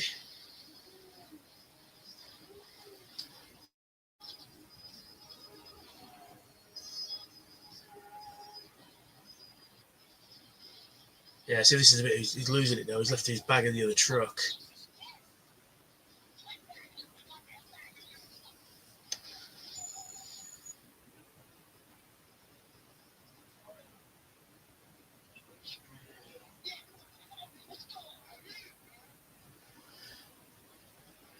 It's messing with your life. You play with mine. You're straightening. That's it. Yeah, he needs a slap in the face. It's because, lack of sleep, adrenaline, lack of food. I mean, they were just drinking Jack Daniels last night, in the little apartment there. So you can see why he's gone a bit off the fucking rails. I mean, you would in this situation. You would as well. There's the fat guy again. And there's Sharon the nurse there.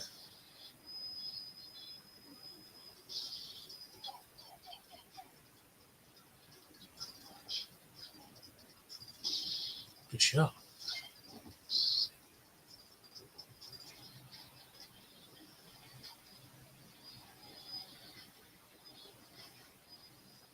I'm just watching again. I'm sorry. I've lost two people. Quentin Rome again. At this time, I have 4 subscribers. Rakiel Kane reviews, JJ Prime reviews, and 2 others. Very nice. I will, like I said, once I'm finished here, I will check you out. We all got to start small. You've got to start from somewhere. You just got to keep it good, keep the momentum good. And like I say, it's because of the algorithm. That's the only thing. That guy in this business there, the fat guy there, used to go around with a business card that said, "Appeared in Dawn of the Dead." Yeah.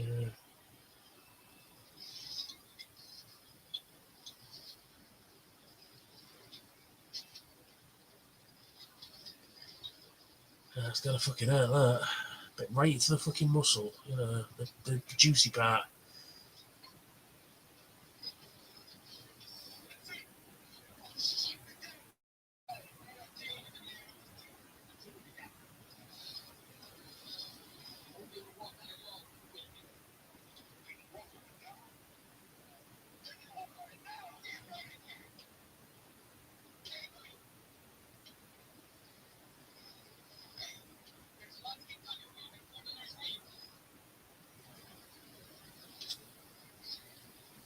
That's it. He's becoming a zombie. This process has started. Oh, sorry about the sniffing up there. My nose is running like a fucking faucet, I tell you.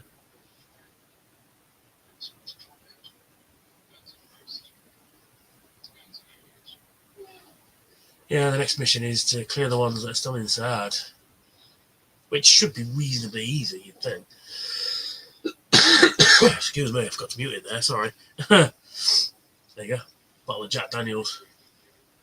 That's what I mean. If I got bitten by a zombie, I would drink my fucking self. I'd drink as much Jack Daniels of whatever alcohol was present, because that's it, isn't it? If you're gonna become a zombie, you may as well get fucking drunk first. Because what have you got to lose at that point?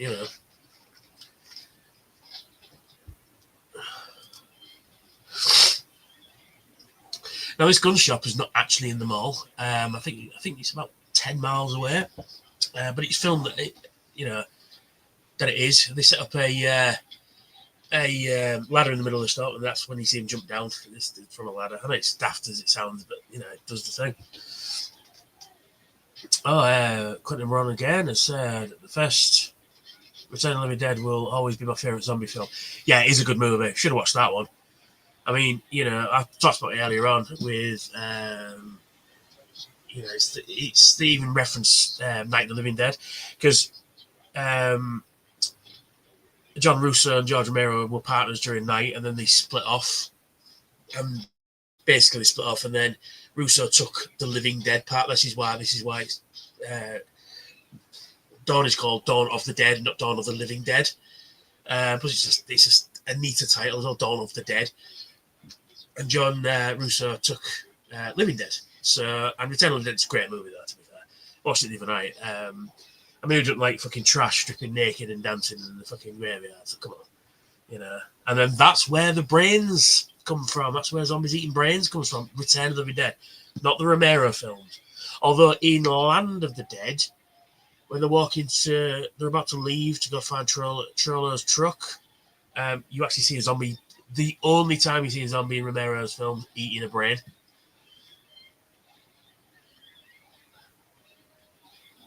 Now, what makes me laugh, though, is Flyboy here has got a hunting rifle, but he's also got shotgun shells wrapped around in a bandolier, sorry. But he doesn't carry a shotgun. It always makes me laugh. It's like, well, why arm yourself with bullets for a gun you don't have?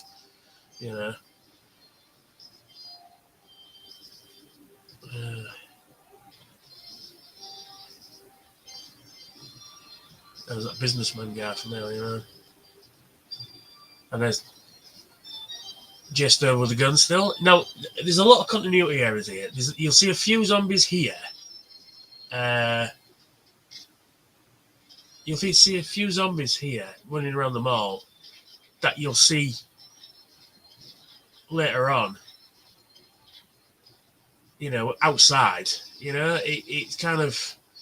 Although you're not supposed to think like that, because if they're in the mall, they're cleared out. But yeah, you still see. But they're outside earlier, so how can they be back inside again? It's just obviously the same zombies for the same day. It's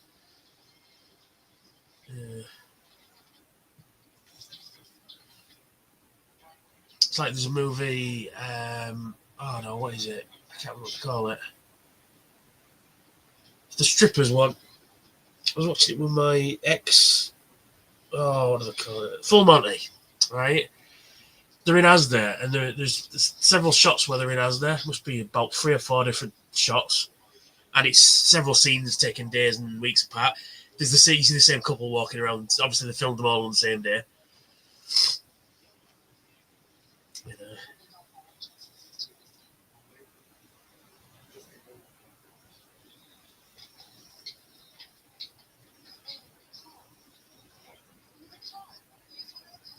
Quentin Rome again.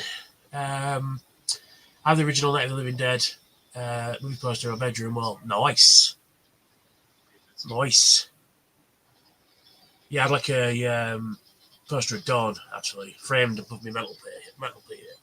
The chimney breast above my mantelpiece in case. I mean, there's loads of different versions of Night of the Living Dead. I've got that for you a fair few times. I will permit me to demonstrate. I've got 2 different versions of it right here, look. You know, there's a colorized version, I think, somewhere as well. Because when they forgot to put a copyright on it, so it went out in the public domain, so anybody can release a copy of it. But if you want to watch, although I do like the original, I do like the original a lot. Is my favourite, the remake of Tony Todd, which they've just released a 4K version of it. It's the extended cut. It's got all the gore effects back in it. But I didn't know it was even coming out, and it's already out of stock everywhere, and it's pissing me off because I've never seen the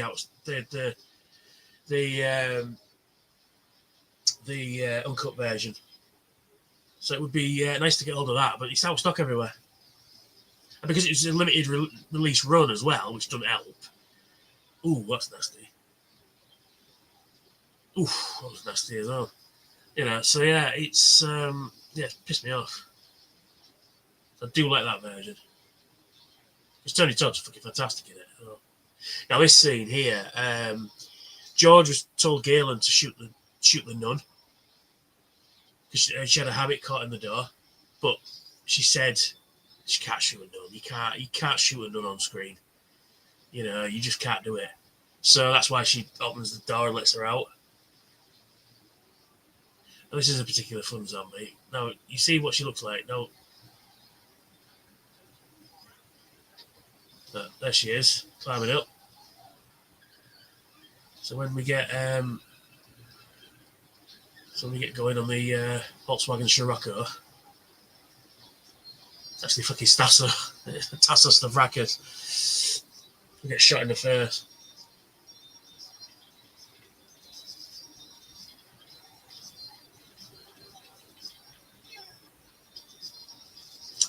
You see, I said to everybody, this is my favorite zombie movie. It's just because there's so much in it, and like I said, I didn't mind the remake. There's some good bits in it, but I don't like running zombies because, I mean, yes, they're scary and that, but I think the slow, methodical zombies, the shambling ones, are the most realistic because, you know, George Romero even categorically stated zombies don't run, you know, because their ankles would break and stuff, because rigor mortis would still kick in, you know. But you find out in day that it's slowed significantly, but it's still happening. Quentin as well. Lots of people don't like subspecies, but I love subspecies films. Oh, you mean the different zombie types? Yeah. I say the exception is Return of the Living Dead because it's funny as well. Like when they're fucking getting the fucking yellow corpse in the fucking storage room, it's hilarious, that bit. And then you've got Freddie and Frank that are dying the whole length of the movie. They're going, it's so fucking funny. You know. Yeah, I'd be in the shoe shop as well. I like some shoes. I'd actually be in the fucking bar there drinking myself to death in the fucking end of the world. You know, people say, now I don't know if it's a direct reference to this, but the only other film I can know where they're driving around the shopping mall is Blues Brothers, which came out in 1980. So probably it might be a reference to this. I don't know if it is. And then the fucking Jake and Elwood are driving down the fucking mall, and he's going, "Oh, look, Toys R Us," you know. Oh yeah, and then fucking being chased by the police. I fucking love that movie as well. Now, I never understood this bit here, right? I understand what's happening, but what this woman is wearing, she looks like she's wearing a fucking cloak. It's very weird. When I don't see it, and yellow boots. I don't know what the hell that fashion statement's all about. The baseball players, Pax, Arco, Pitcairn. Just sat there looking at her. It's very strange. Like he wants her, but he doesn't know. Doesn't know why, you know.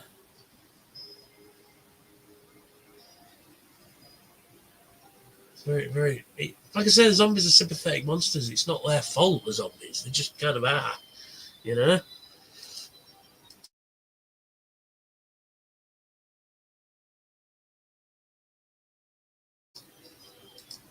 You know, so.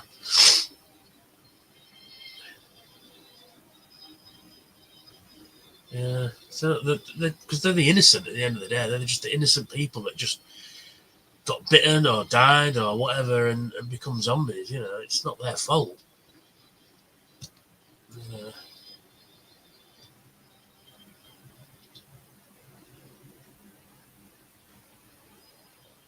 Now, here's an interesting thing as well is now, would vampires be able to walk the streets during a zombie apocalypse with impunity, do you think? Or would the zombies chase them thinking they were actually human or not? Because a vampire can appear human, you know, although they are just as dead as they are, but they are still themselves to a certain extent. So they would act more or less human. So they would be able to walk through a horde of zombies without being noticed, or would the zombies immediately try to attack them, thinking they were actual people? But when they got close enough, went, "Ooh, hang on," you know. These are the kind of questions I come up with because I'm a fucking nerd, you know. Like, what happens if you're a fucking werewolf, you know? Because you only become a werewolf like 3 days out of the month, or 4 days out of the month, whatever, how long a full moon is, you know. So if you're a human most of the time, would the zombies bite you and you become a zombie, and then at full moon you become a were zombie, or would you just die and become a zombie and not turn into a wolf? See, these are the kind of questions we need answering, people.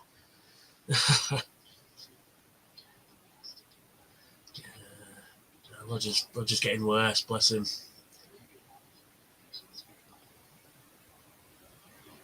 It's in the novelization. The reason why Peter knows Roger is because they're drinking buddies, and they always said that if something went down, they'd flee together. You know, they'd go off together. If you get the chance to read it, I'd recommend reading the novelization to this. It's really good. Or the audiobook's really good as well.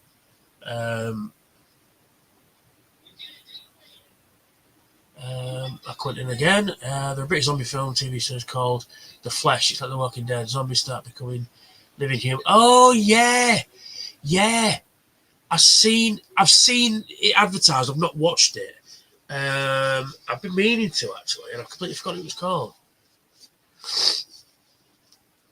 There's another good zombie film as well. It's called Colin. I think I have it somewhere. There it is. There it is. Colin. Shot on an iPhone for about, I think, £100. I think they spent on it. Because in this film, Colin becomes a zombie, and then you see him going back to his house, trying to remember who he was. You know, he has flashes of memory of like his girlfriend leaving him and all that kind of stuff. And you know, it's a different take.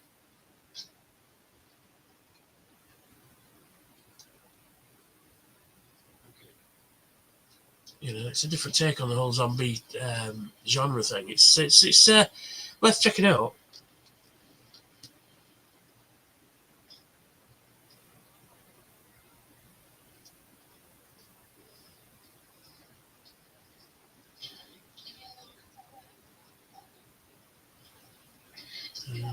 I'll quit them Rome again. It was very well written and directed. Yeah, I'll have to check it out. I'll have to. Where can I watch it? Is it on Channel 4 OD or is it BBC iPlayer or whatever? If not, I can sail the seven seas. But I'll definitely check that out. Yeah. Because I mean, I like The Walking Dead. The first few seasons were great. Season 2 was a little bit boring. The first few seasons of Walking Dead were great, and then it got very fucking dull by the end. After the Whisperer and War business, I was done. I was out of there. You know. Yeah, this is Dario's cut. Different music. That bloke hanging over the fence there. It's hilarious. Yeah. I reckon there's a lot of zombies they fucking kill. There's not ammo they used.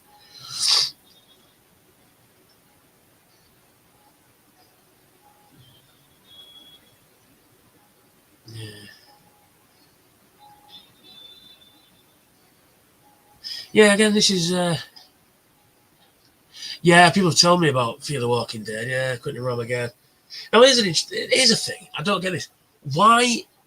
I understand why they put them in the freezers there, but then they were contaminated. If these bodies start to rot, they're going to contaminate all the food that's in there. I'd have moved everything out of, out of one. You know what I mean? It just seems daft that they're putting all these bodies in a freezer full of food. I'd have moved it out. Yeah, look at all that food that's going to now be contaminated because they're rotting flesh in there.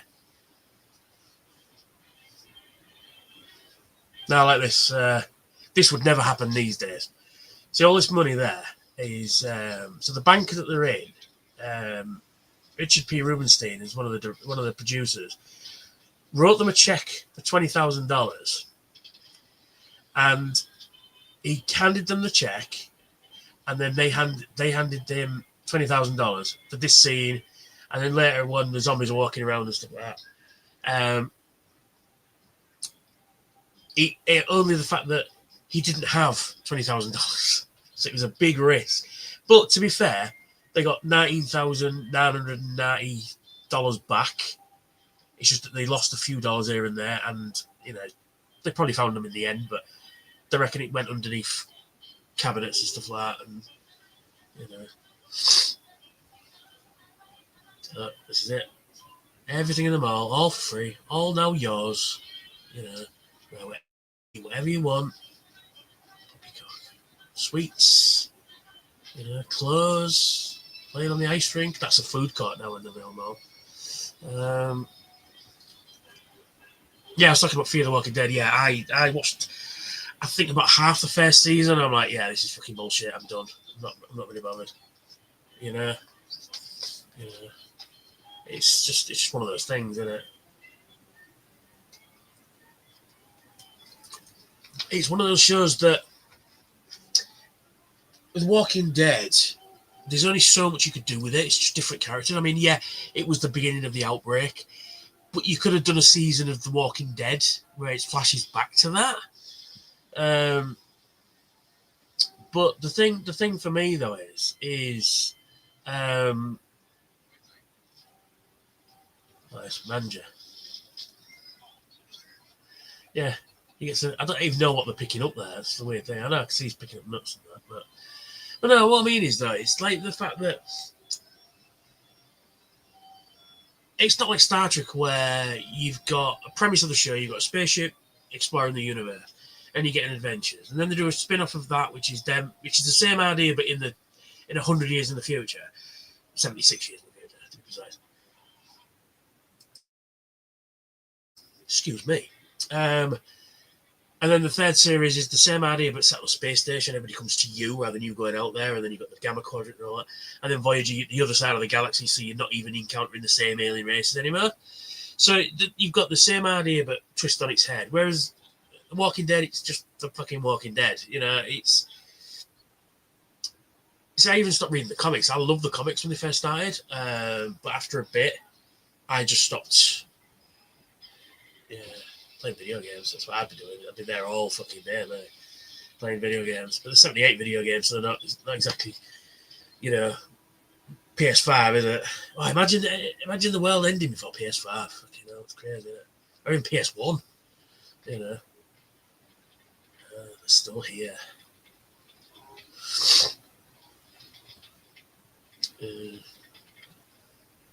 But yeah, it's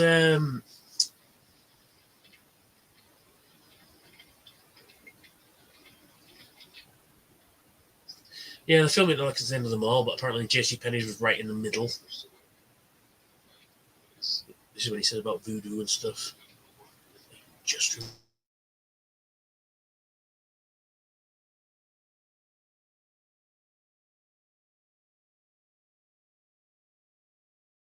more room in hell.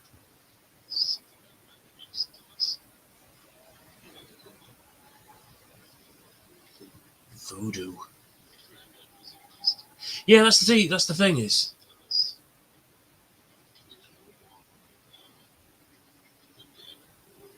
Oh, no more room in hell. The dead will walk the earth. So, you know, up until Night of the Living Dead, I mean, there's been zombie films beforehand, like Plague of the Zombies and stuff like that. But they're all, like in voodoo mythology, it's a zombie was a reanimated corpse, but it was a reanimated, like a single reanimated corpse that a witch doctor, you know, have as a slave, essentially, you know, and you know, would have as a slave, and that would be it. And Plague of the Zombies is just about having, you know, a bunch of slaves, essentially. And then it wasn't until George turned that idea on its head, and now we have these movies, you know, and redefined the zombie genre, you know. Because if other zombie films were Bert Whedon, this is the Jimi Hendrix that blew them out of the water and chewed on their raw bones.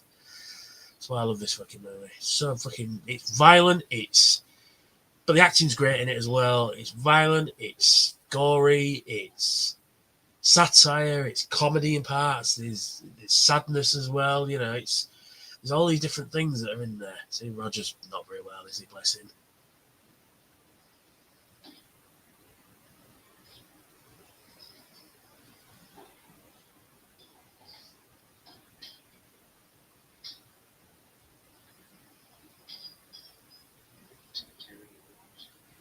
Yeah.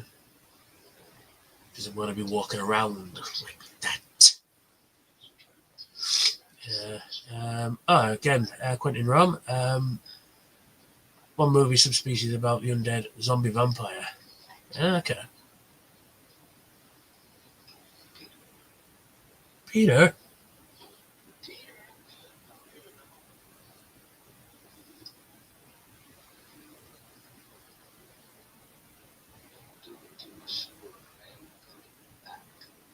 Yeah, it's that's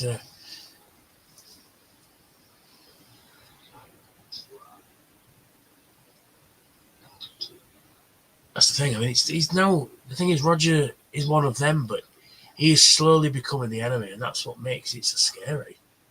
You know, and that's what I'm saying at the beginning about family members and friends, you know, not being them anymore, even they look like them. But, and then they're arguing on TV again. I've got, see, everything's getting better. Panasonic, nice advertising there. Yeah, they're getting, you know, obviously they're settling in more. They've got colour TV up there now. I mean, look at the size of that TV, you know. Dummies.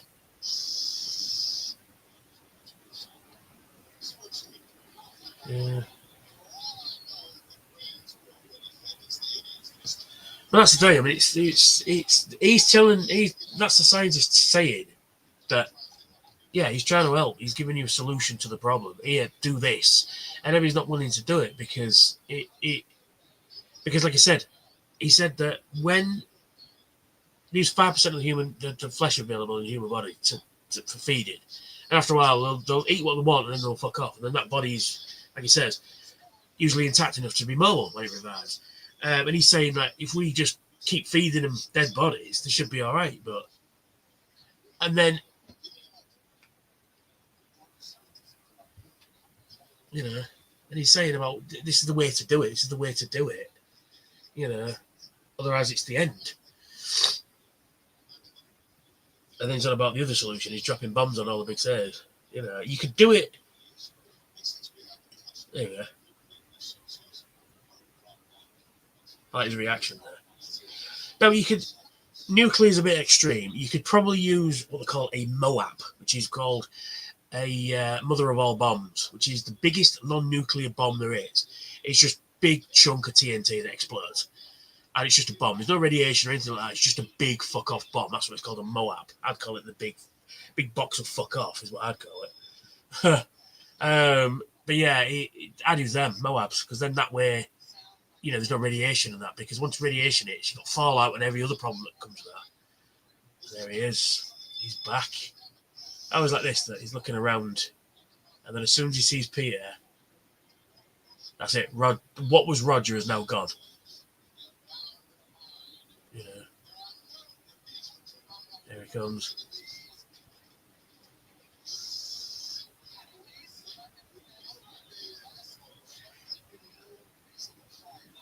and emotional. I like the fact that on the TV it's getting tension, and people shouting and unemotional, and the gunshot rings out, and the TV, what's on the TV, goes quiet, calms down. It's really clever. There's a shot. It's very similar in. I think it's the second Godfather. I can't be sure I haven't watched the Godfathers in a long time. They're at dinner and he can hear like the subway train next door making loads of noise, and then he shoots one of them, and then the subway noise goes. It's that similar kind of, it's building to a pressure point, and then bang, something happens. Yeah,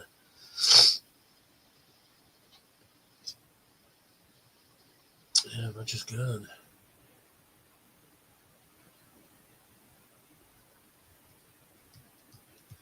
I don't understand why we'd wear white trousers, because I mean, everything will stain them.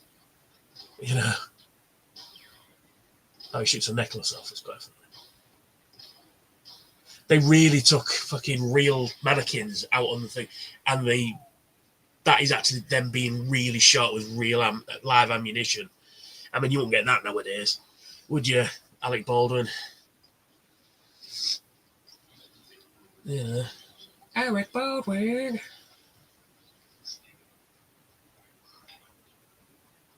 Oh, steak.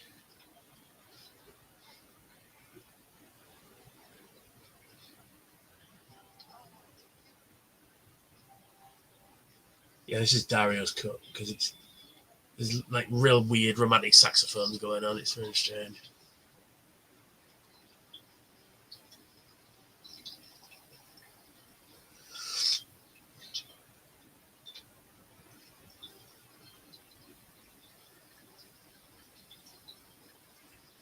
So people, I've had this conversation with people about the reason why a lot of people don't like this movie, and I just don't understand why. I showed my nephew it when he was little, because he's seen the remake, and then he watched this and he said it was fucking rubbish, and I went, "What? How dare you?" I mean, he was. What little? I mean, he was. I want to say 10 or 11, I think. And I thought it was one of my fucking favourite movies of all time, and I showed him it. That's when I first saw it, when I was about 11 or 12. And he's a little bit older than that, but still. And he just thought it was fucking bullshit. And I was like, you are not related to me. Come on. And he goes, there's no CGI in it. And I just went, oh, no.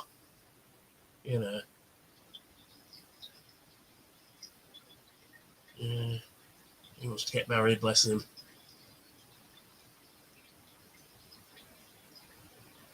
And because you can't, because there's no fucking priest around, is there? He'll be a zombie. I mean, there was at the beginning of the film, but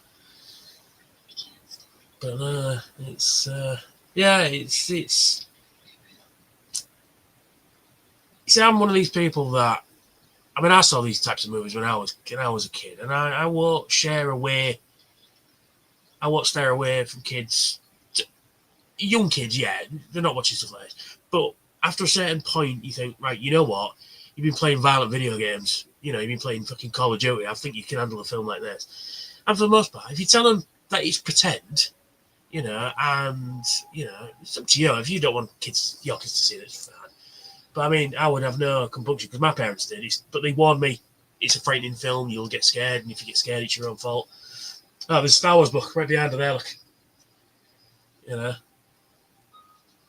So imagine the end of the world before The Empire Strikes Back comes out. Because, I mean, when they were filming this, Star Wars was coming out. So by the time this had come out, they're already set to film Empire Strikes Back.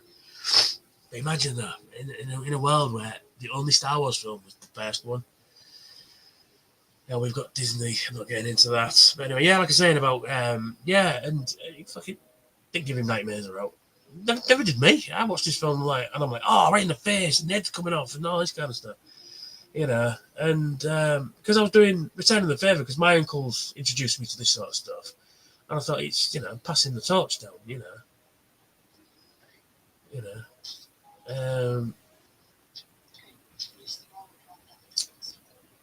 and the novelisation, because now the growing board, everything is free, and it's, what else is there to do, but in the novelisation, you find that Steve was hiding things for the rest of them. He'd go to the he'd got all these gadgets like the camera and stuff like that, and he would hide them so nobody else could find them. Yeah, like I said, there's a lot more boobs. See Franny's boobies. I couldn't run again.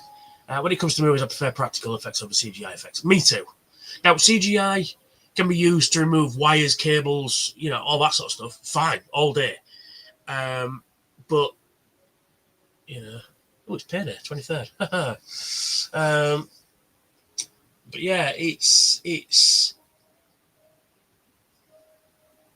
Yeah, I want to know. There's 5 blokes off screen pulling levers and wires and pressing buttons to make the dinosaur or the alien move, or there's a bloke in a dodgy rubber costume going, That's what I want, And like I said, the CGI can be there to remove the wires, the cables, the imperfections, and all that.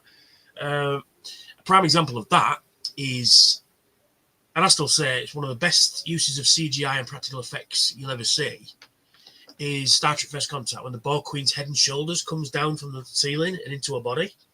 It's a fantastic shot. And it uses a combination of live practical effects and CGI elements. Like I said, the CGI was there to remove Alice Krieg's body, and the cables and the wires, except the ones that are in the film, the Borg wires and all that. Oh, the threat remains. You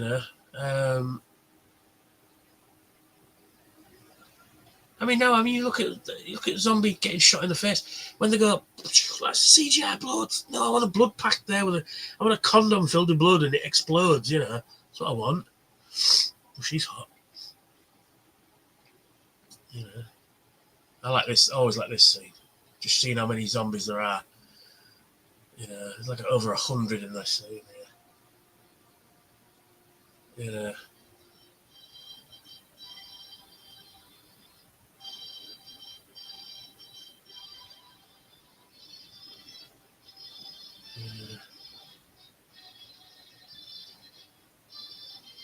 Putting on makeup.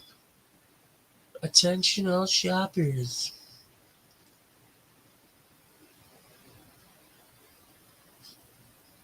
It's not as if you should go out clubbing, is it? I couldn't wrong again.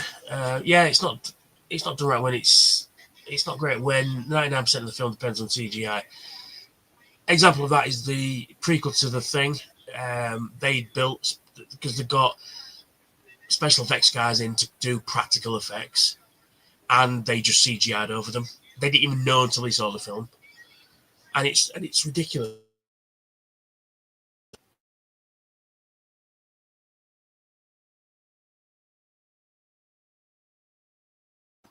Oh, sorry, coughing fit there. Sorry, I've got one of the horrible dry coughs, But that's the thing nowadays. The last film I saw at cinema was Superman. In a film that came out in 2025, Superman looks like PS2 fucking graphics. It looked like he was made of fucking plastic. And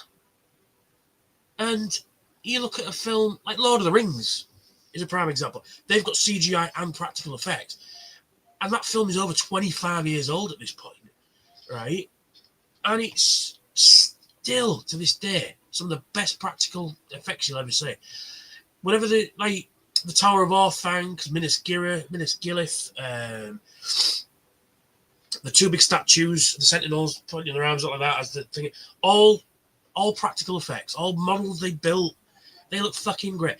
Because a model, like I say, a spaceship, when you build a spaceship, right, model, so Enterprise D, for example, and it's got nothing to do with zombies, the Enterprise D, for example, you can light this, and you can have shadow on it, you can do this, you can do that, and make it look like a real 3D object in a real 3D space. Whereas CGI, and especially nowadays, they're doing impossible fucking moves. The camera's all doing this and stuff. Show me the fucking ship, Anyway, sorry, I'm ranting again. It's just become a trend that I think needs to stop. The Enterprise E from Star Trek First Contact was one of the last practical models built. And it looks fucking beautiful, that ship. It's a beautiful ship. I can't believe the Enterprise E is 20 or nearly 30 years old next year. Holy shit.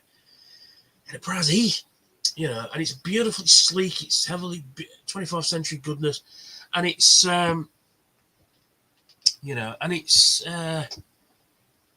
And it was so detailed, they used it in most CGI shots, most shots of the ship. Whereas sometimes they build like a bigger version here of an area of the ship that's doing something, and you know, and I'm getting off topic here. I'm talking about CGI. Yeah.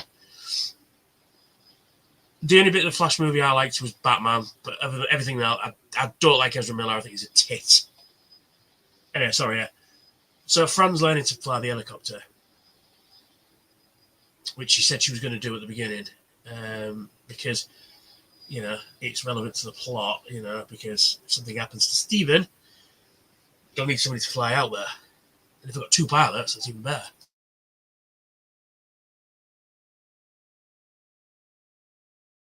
Oh, they're being observed. Tom Savini! The man on the ledge, Tom Savini.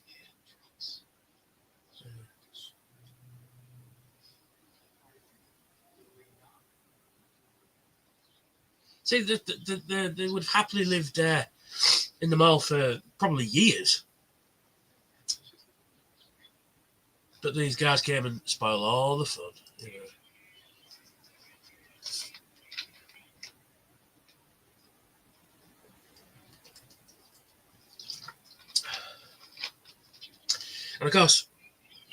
And of course,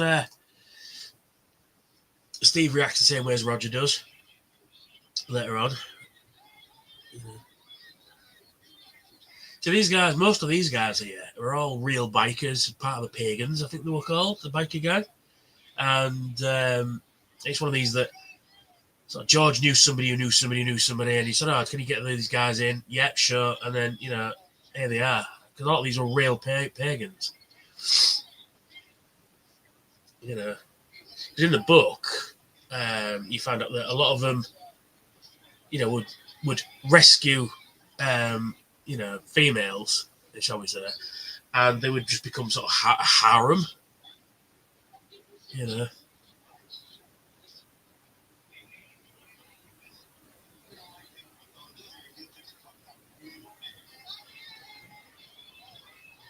Yeah.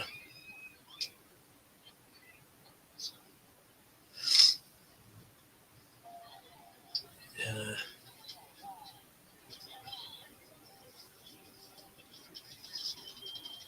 Ooh, guns. This is an extended one from Dario's cut.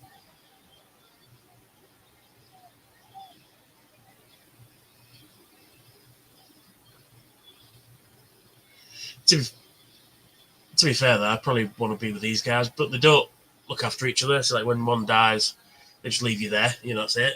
You know, good of the group, I guess.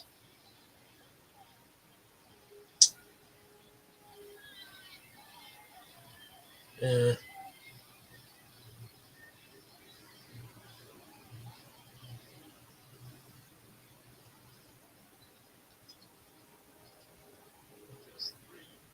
you know.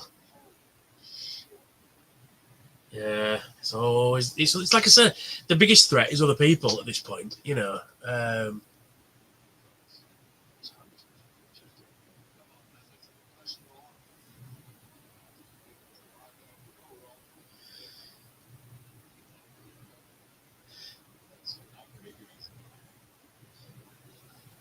yeah, they would be fairly efficient at what they're doing at this point. You know, going to town after little town, little old town, refueling the bikes, getting supplies for everybody. You know.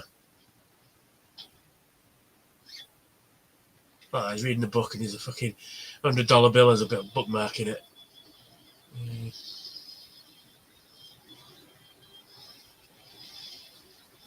You actually see them cars moving into the far left of the screen there, which is hilarious.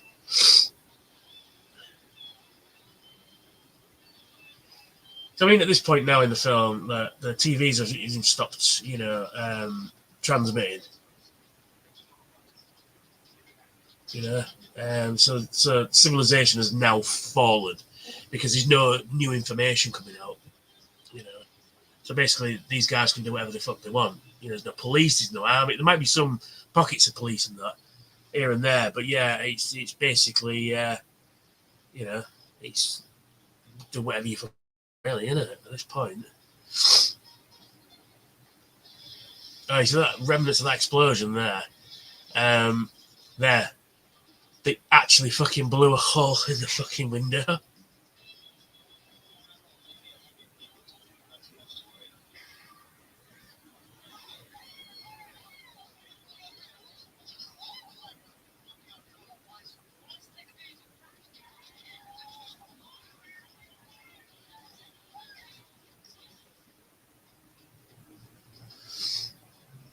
So the music here is from Monty Python and the Holy Grail.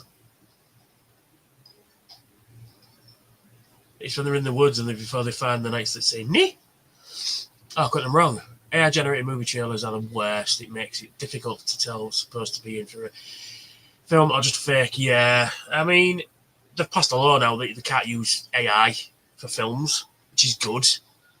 You know, I mean, these AI trailers are sort of a fun little toy to play with, I guess. You know, but I mean, you can always tell with an AI film because it doesn't quite look right. I mean, it is getting better and better, you know. But you know, it's like, has no one ever watched the fucking Terminator movies? Because come on, you know, AI is bad. Because if AI becomes sentient, it doesn't end well for us squishies now, does it? Yeah. Well, yeah, the whole fucking glass side swings open.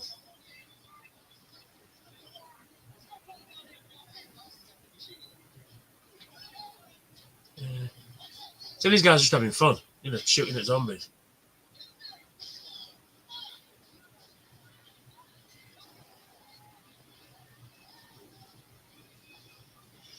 Apparently, when they're in the mall and the bikes are in the mall, the noise was just incredible. The sound guy almost went deaf, bless him.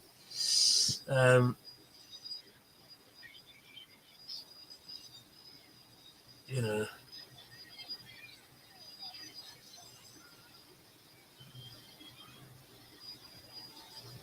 that's it, they're in. And the zombies will follow them in.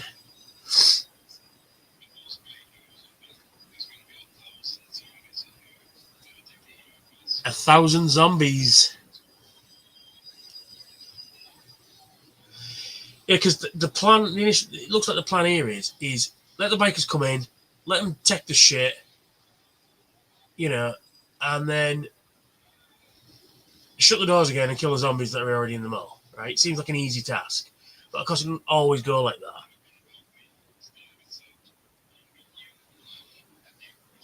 I say they were locking all the doors to make it not easy for them, so the zombies will kill, you know, all the bikers, or at least a lot of them, and maybe enough of them that they could just take them out one by one.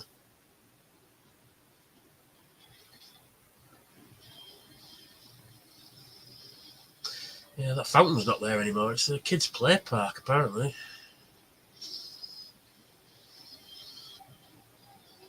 God, imagine what it was like to film this movie. Apparently, everybody that worked on the film said they had a blast making it because it was like 3 months of Halloween. You know, it was just like driving bikes through them all. You know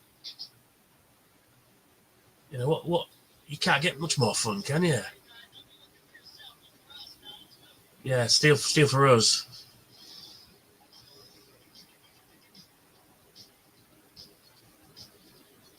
You know, just organised chaos. You know, but one of the things about George Romero is that he would listen to everyone.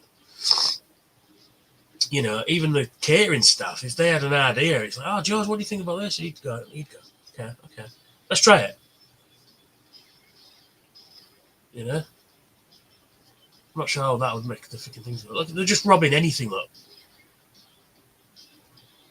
This guy just robbing anything that isn't nailed down. You know, like not necessarily like getting food or ammo or weapons or anything like that. Just fucking stealing just random shit. You know.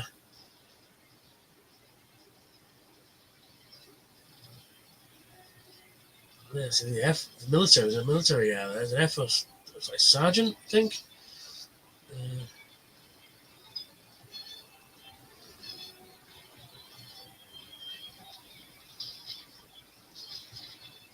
so this poor old woman here, she's getting all the jewelry nicked off her. Why?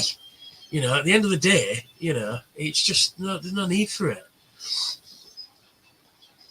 And then apparently when they're filming this, it's like, what don't we have in this movie? Is pie fight, and there's a fucking pie fight.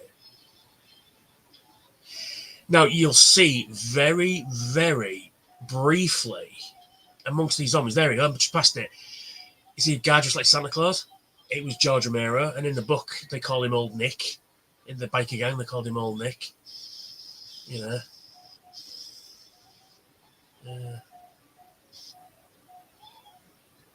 You know, it's just. He's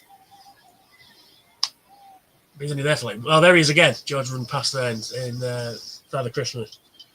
Like I say, because imagine the world ending at Christmas. What a fucking piece of shit that'd be. You know, you just took it into your Christmas dinner and you know, end of the world happens. Or just after Christmas, you know.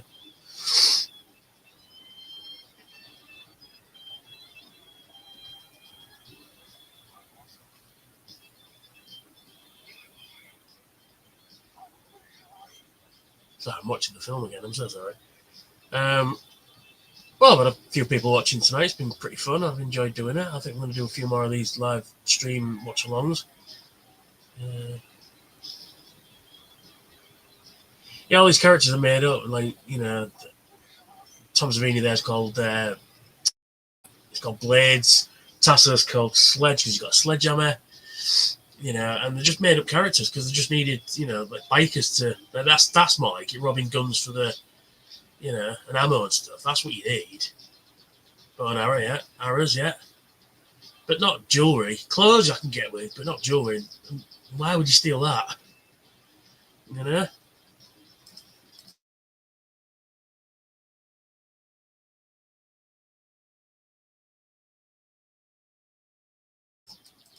Yeah, there was the scene with the money, yeah.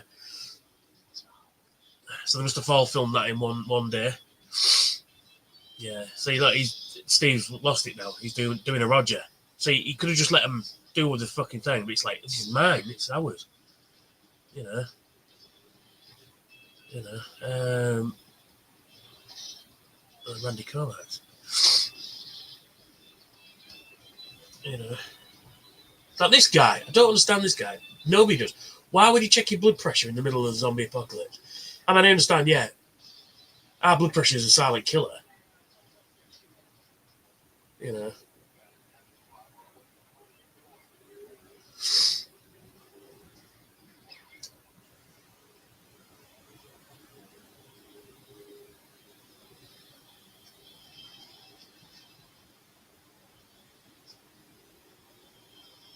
God, imagine the noise reverberating on a shopping mall with fucking motorbikes. It'd be fucking crazy, wouldn't it? It'd be fucking absolutely crazy. I like George Romero's hand.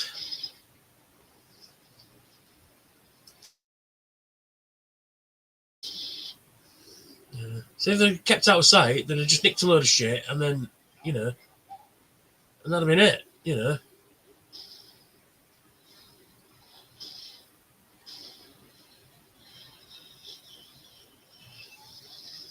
It's the famous machete zombie. Say goodbye, creep. I mean, like I say, symbol effects are the best. I mean, all they did was they took a machete, they cut a section out of it, filled it with blood, and then filmed it in reverse, and it looked like it was going in. You know, that's a kid with a squib there.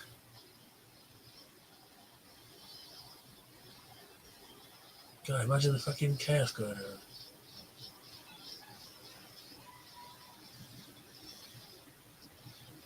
That was a good zombie hit.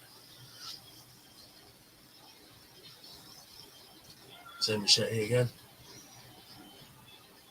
Yeah, again, I've not really talked about the zombie makeup at all, but the makeup is the ad in this version they look mostly grey, but I've seen versions where they look green, they look blue, you know, and when they corrected it for colour, they did all the colour correction. Sometimes it reads as green, sometimes it reads as blue. It all depends on what they're wearing as well. So if they're wearing something red, it reads as green, and when they're wearing something that isn't red, it reads as blue. I hear that guy look green there, you know.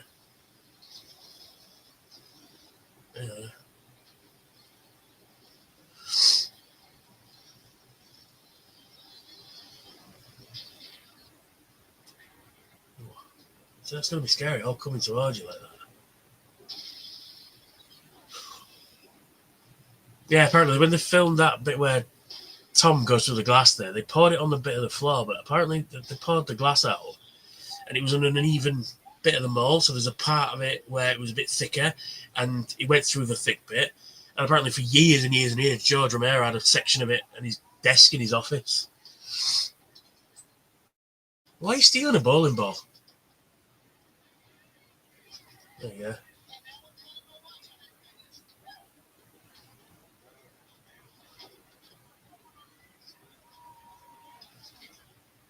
That's it. There's not to watch on it anymore. I mean, you can always get fucking, some DVDs to watch, Quentin Rom again. If zombies rule the world, you want to live in a large shopping mall and luxurious mansion.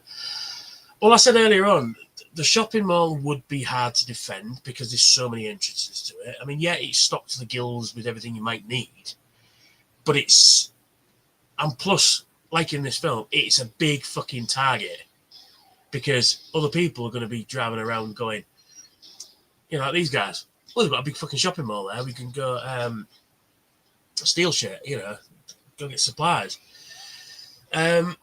Yeah, mansion, but then again, it depends what mansion it is. If it's the Spencer mansion from Rackham City, then no. But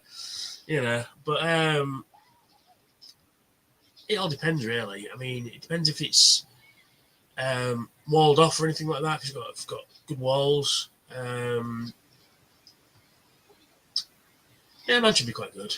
As long as there's power, that's a good thingy. So at least then I can still play video games. You know what I mean? Just get a PS2 and just retro games all day. But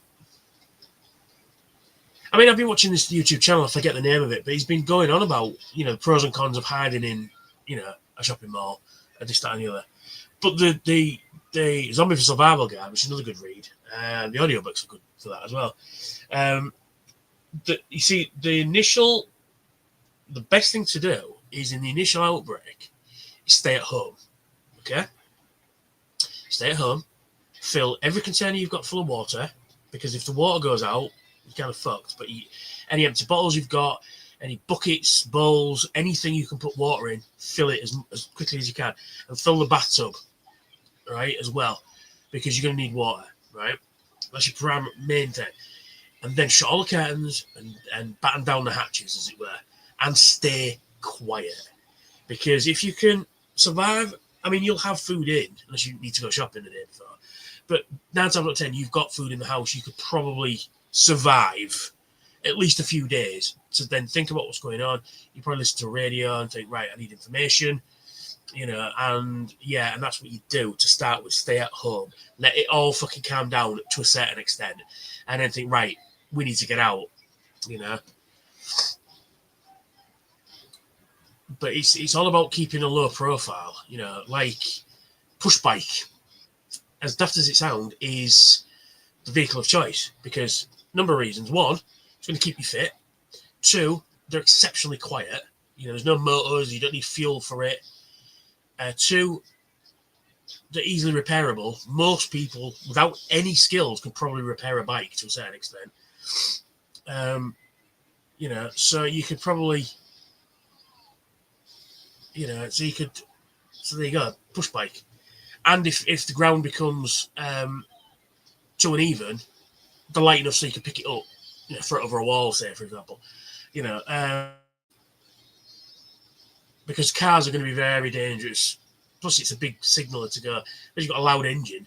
Oh, look, Meals on Wheels. That's it now. It's like, we're off. Yeah, fuck those guys. If they're not out, then fuck those guys, basically, is what it is. And it's...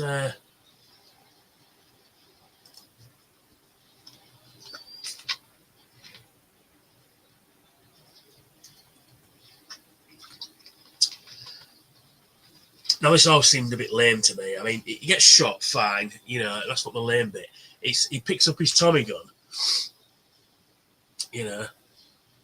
and then they're all crowding around him and just shoots into the air. and there's nobody in front of him. Now, if they'd have added a couple of zombies walking into frame, would have been fun. So him there, what's he doing? You know, there's thousands of zombies ready to bite his fucking face off, and he's worried about his blood pressure. Your blood pressure would be through the roof anyway at this point, anyway. Yeah. Oh, poor old Flyboy. It's all your fault, mate. Yeah.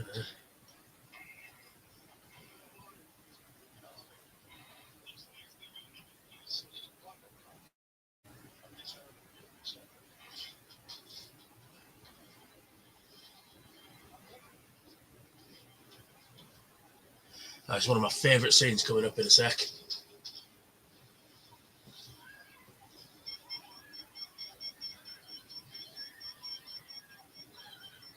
So it's where the gore comes in.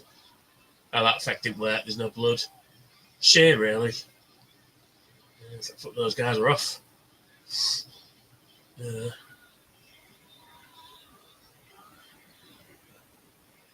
I mean, it's... What happens is you must get some kind of strong to just start ripping into a human body when you're a zombie. But they're not any stronger than an average human, you know? But they can rip your guts open, just, you know. If you try and do that to a person, you're going to be without kind of a knife or something. You know, there it is, coming up right here. There she goes. Love that shot. The lift doors open, they all come in. That girl on the right there, she's the best zombie, I think, after Flyboy. You watch her when she walks out of the lift later, she's just fucking... She's got such an evil face on her when she lunges for Stephen there.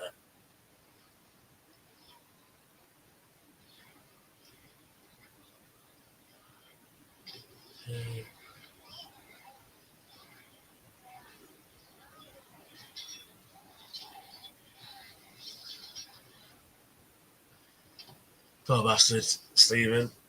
Well, he's not. He's a bit of an ass. He stays an ass the whole length of the fucking movie. You know. Plus, that gunfight is going to attract every zombie in the fucking mall as well. Yeah. He gets shot in the leg, shot in the arm, and then he gets bitten in the fucking neck as well.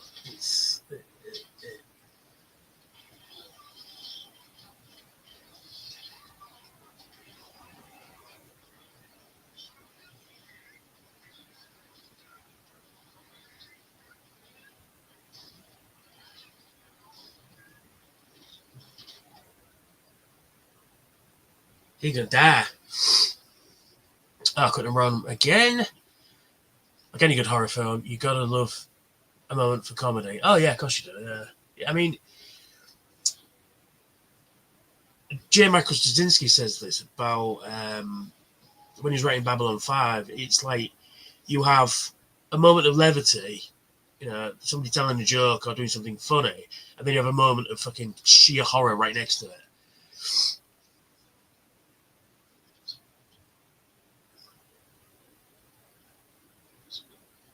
Speaking of Babylon 5, yeah, Warner Brothers is up for sale, isn't it? Warner Brothers, fuck's sake. You know, bad state of affairs the world's come to, isn't it? Oh, this scene, yeah, it was basically George, because this is all meat from a butcher, and George said, if you're willing to eat it, put it in your mouth, he'll give you a close-up, and that's where it is.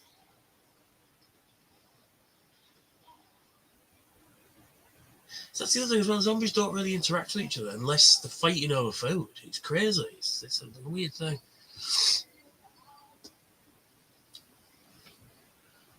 One of my favourite bits in Shaun of the Dead is when they come out the pub and they're singing "White Lines, vision, dreams of passion running through my mind," and then he goes, "Oh, what's he saying? Bass, or you know? Oh, here we go, the gonk." I always like these scenes of the zombies just walking around the mall.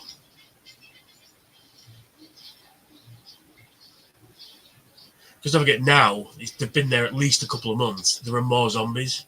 Oh, and there's Flyboy. He's one of them. I love that. They all see him and then they just instantly turn away. So there she is, walking away. She's brilliant zombie. Yeah.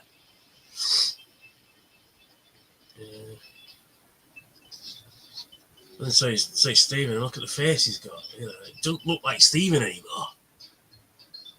You know.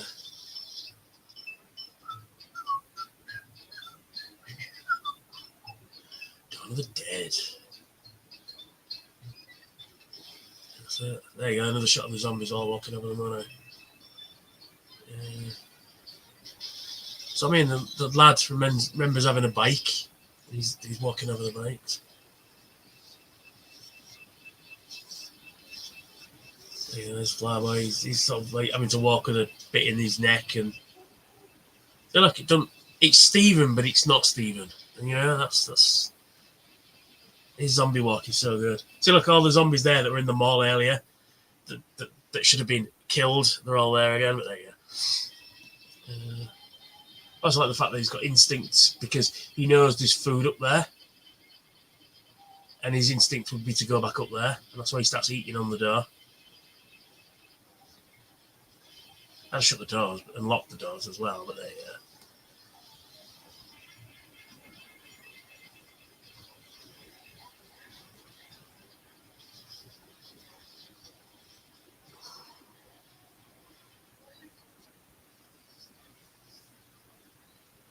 Coming up.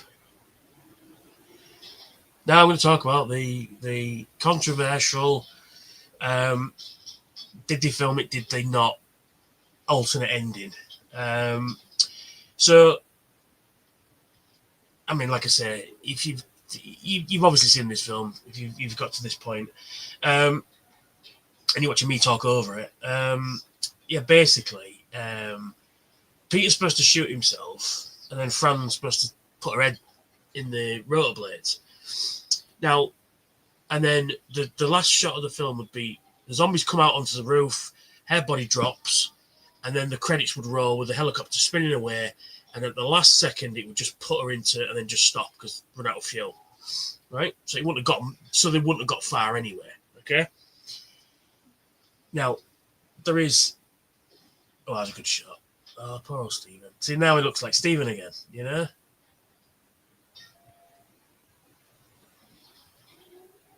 Yeah. So yeah, there's several people said it got filmed. Several people said it didn't. There's no definitive answer, either yes or no. It's Schrodinger's ending, basically. It did and didn't get filmed at the same time. Because there's no footage of it. It's just what people have been saying, some what Buck said, some what Tom Savini says, you know, because they did have plans for it, because the guy gets his head blown off right at the start of the film. It was a cast of Galen's head, that just made up to look like a dude.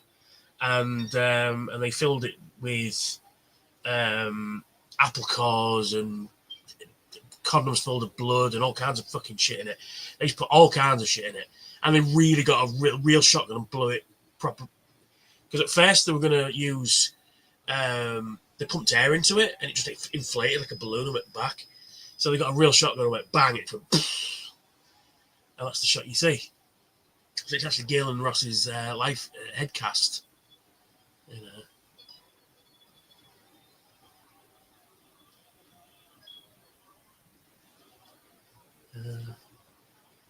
So they've still got enough control to climb a ladder.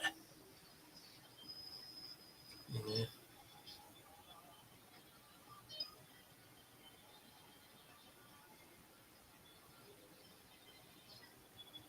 So I don't understand why he wants to kill himself. It comes out of nowhere. But then he just changed his mind, so, you know.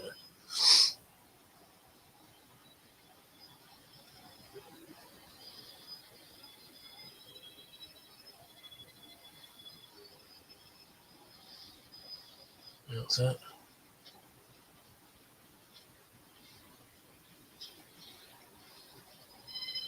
And as night becomes dawn, you know.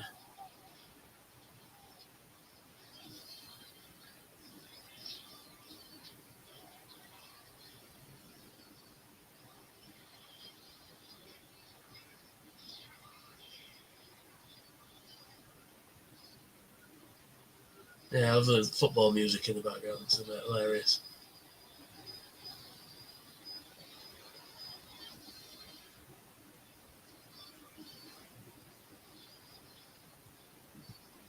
So it's like when the zombies are happy to walk, just walk. Well, not happy, but they just walk. But when there's potentially food available, they sort of become more animated. You can see them go like that, you know.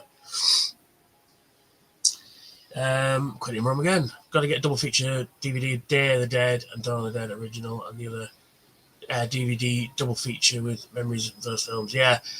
Well, watch Dawn first, then Day. You know. So you know when I was when I was 16, 17, 18, you know, the arrogance years, shall we say, I didn't like Day of the Dead. No, I liked Day of the Dead. I just didn't like it as much as Dawn. But as I've got older over the years, I realised that it's just as good a film, if not better. Although this will still always be my favourite. That's it. Gone into Dawn, look. And the zombies are on the roof. And then it's the montage.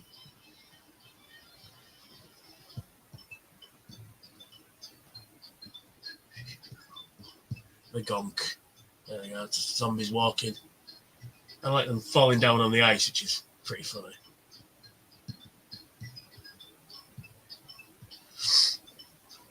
Yeah, Tony Boober, Tom Savini.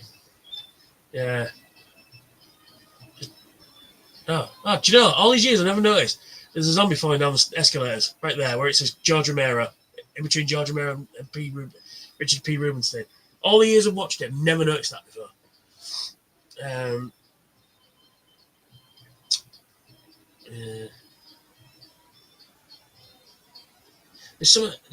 don't know what it is that just when you see zombies walking down the road, walking around like that, just something does something to my brain. You know, it's just the slow, monotonous walk, and the head as well. They're all walking in the same direction.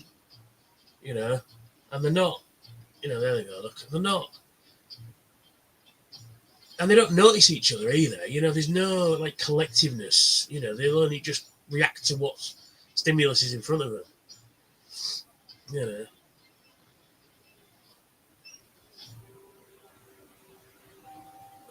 There's the mall.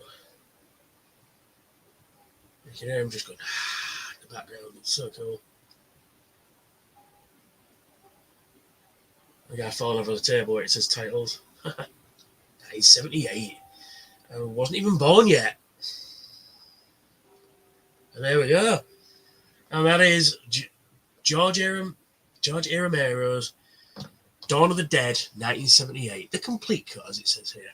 Well, Quentin Morano said, some people left. You think they'd be wanting to work together and fighting for the shelter and food.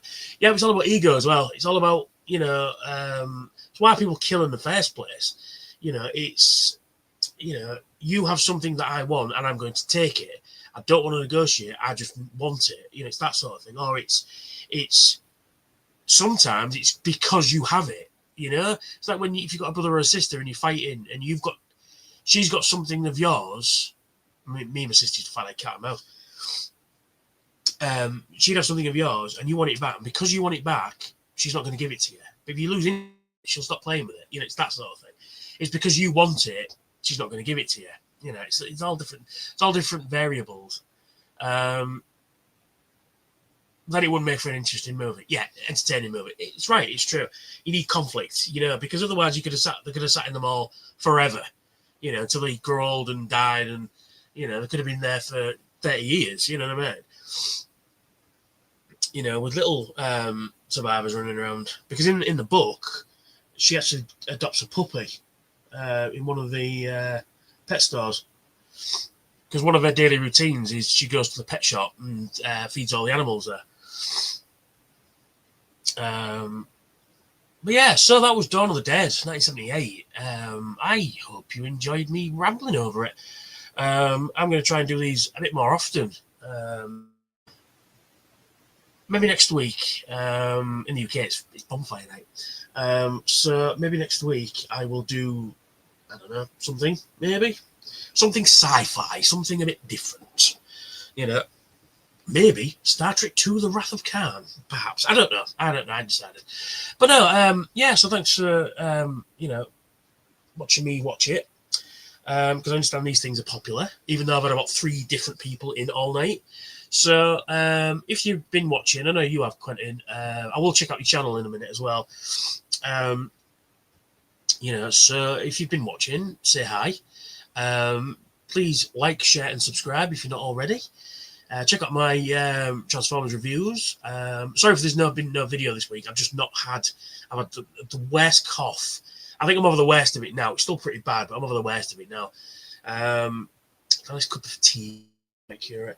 But yeah, don't forget to like, share, and subscribe. Hit the notification bell so when I get new videos out. Check out my socials, which will be in my description as well as the copy of the film, so you can watch it anytime you like. It's up on YouTube. And Quentin and Rom again. It's been great. Take care and stay safe, man. I will. You too. Yes. So thank you for watching, and I will catch you all very soon. And remember, when the dead start to walk, go for the nearest shopping mall. And also, if the bikers come, let them just do the thing, and then you can just shut the door and kill the zombies again. Anyway, I will catch you all very soon. Bye for now. And happy Halloween.